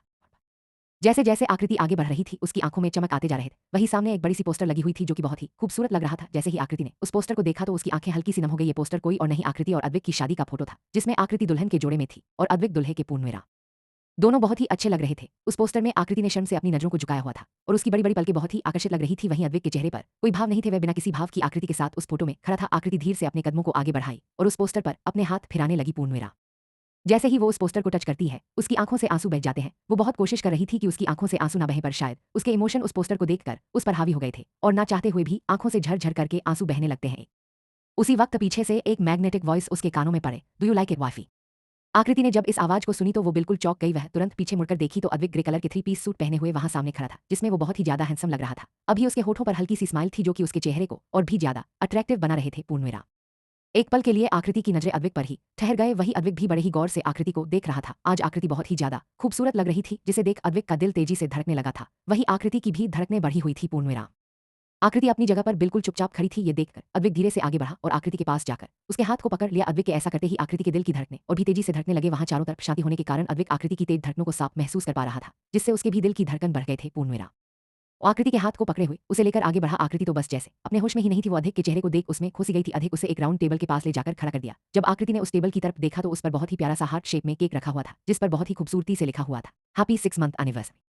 आकृति यह सब देख बहुत ही ज्यादा भावुक हो गई थी। उसे तो एक पल के लिए यह सब किसी सपने की तरह लग रहा था। उसकी आंखों से एक बार फिर से आंसू गिरने लगे। अद्विक ने जब आकृति की आंखों से आंसू बहता देखा तो उसके दिल में एक चुभन सा महसूस हुआ। पूर्णविराम।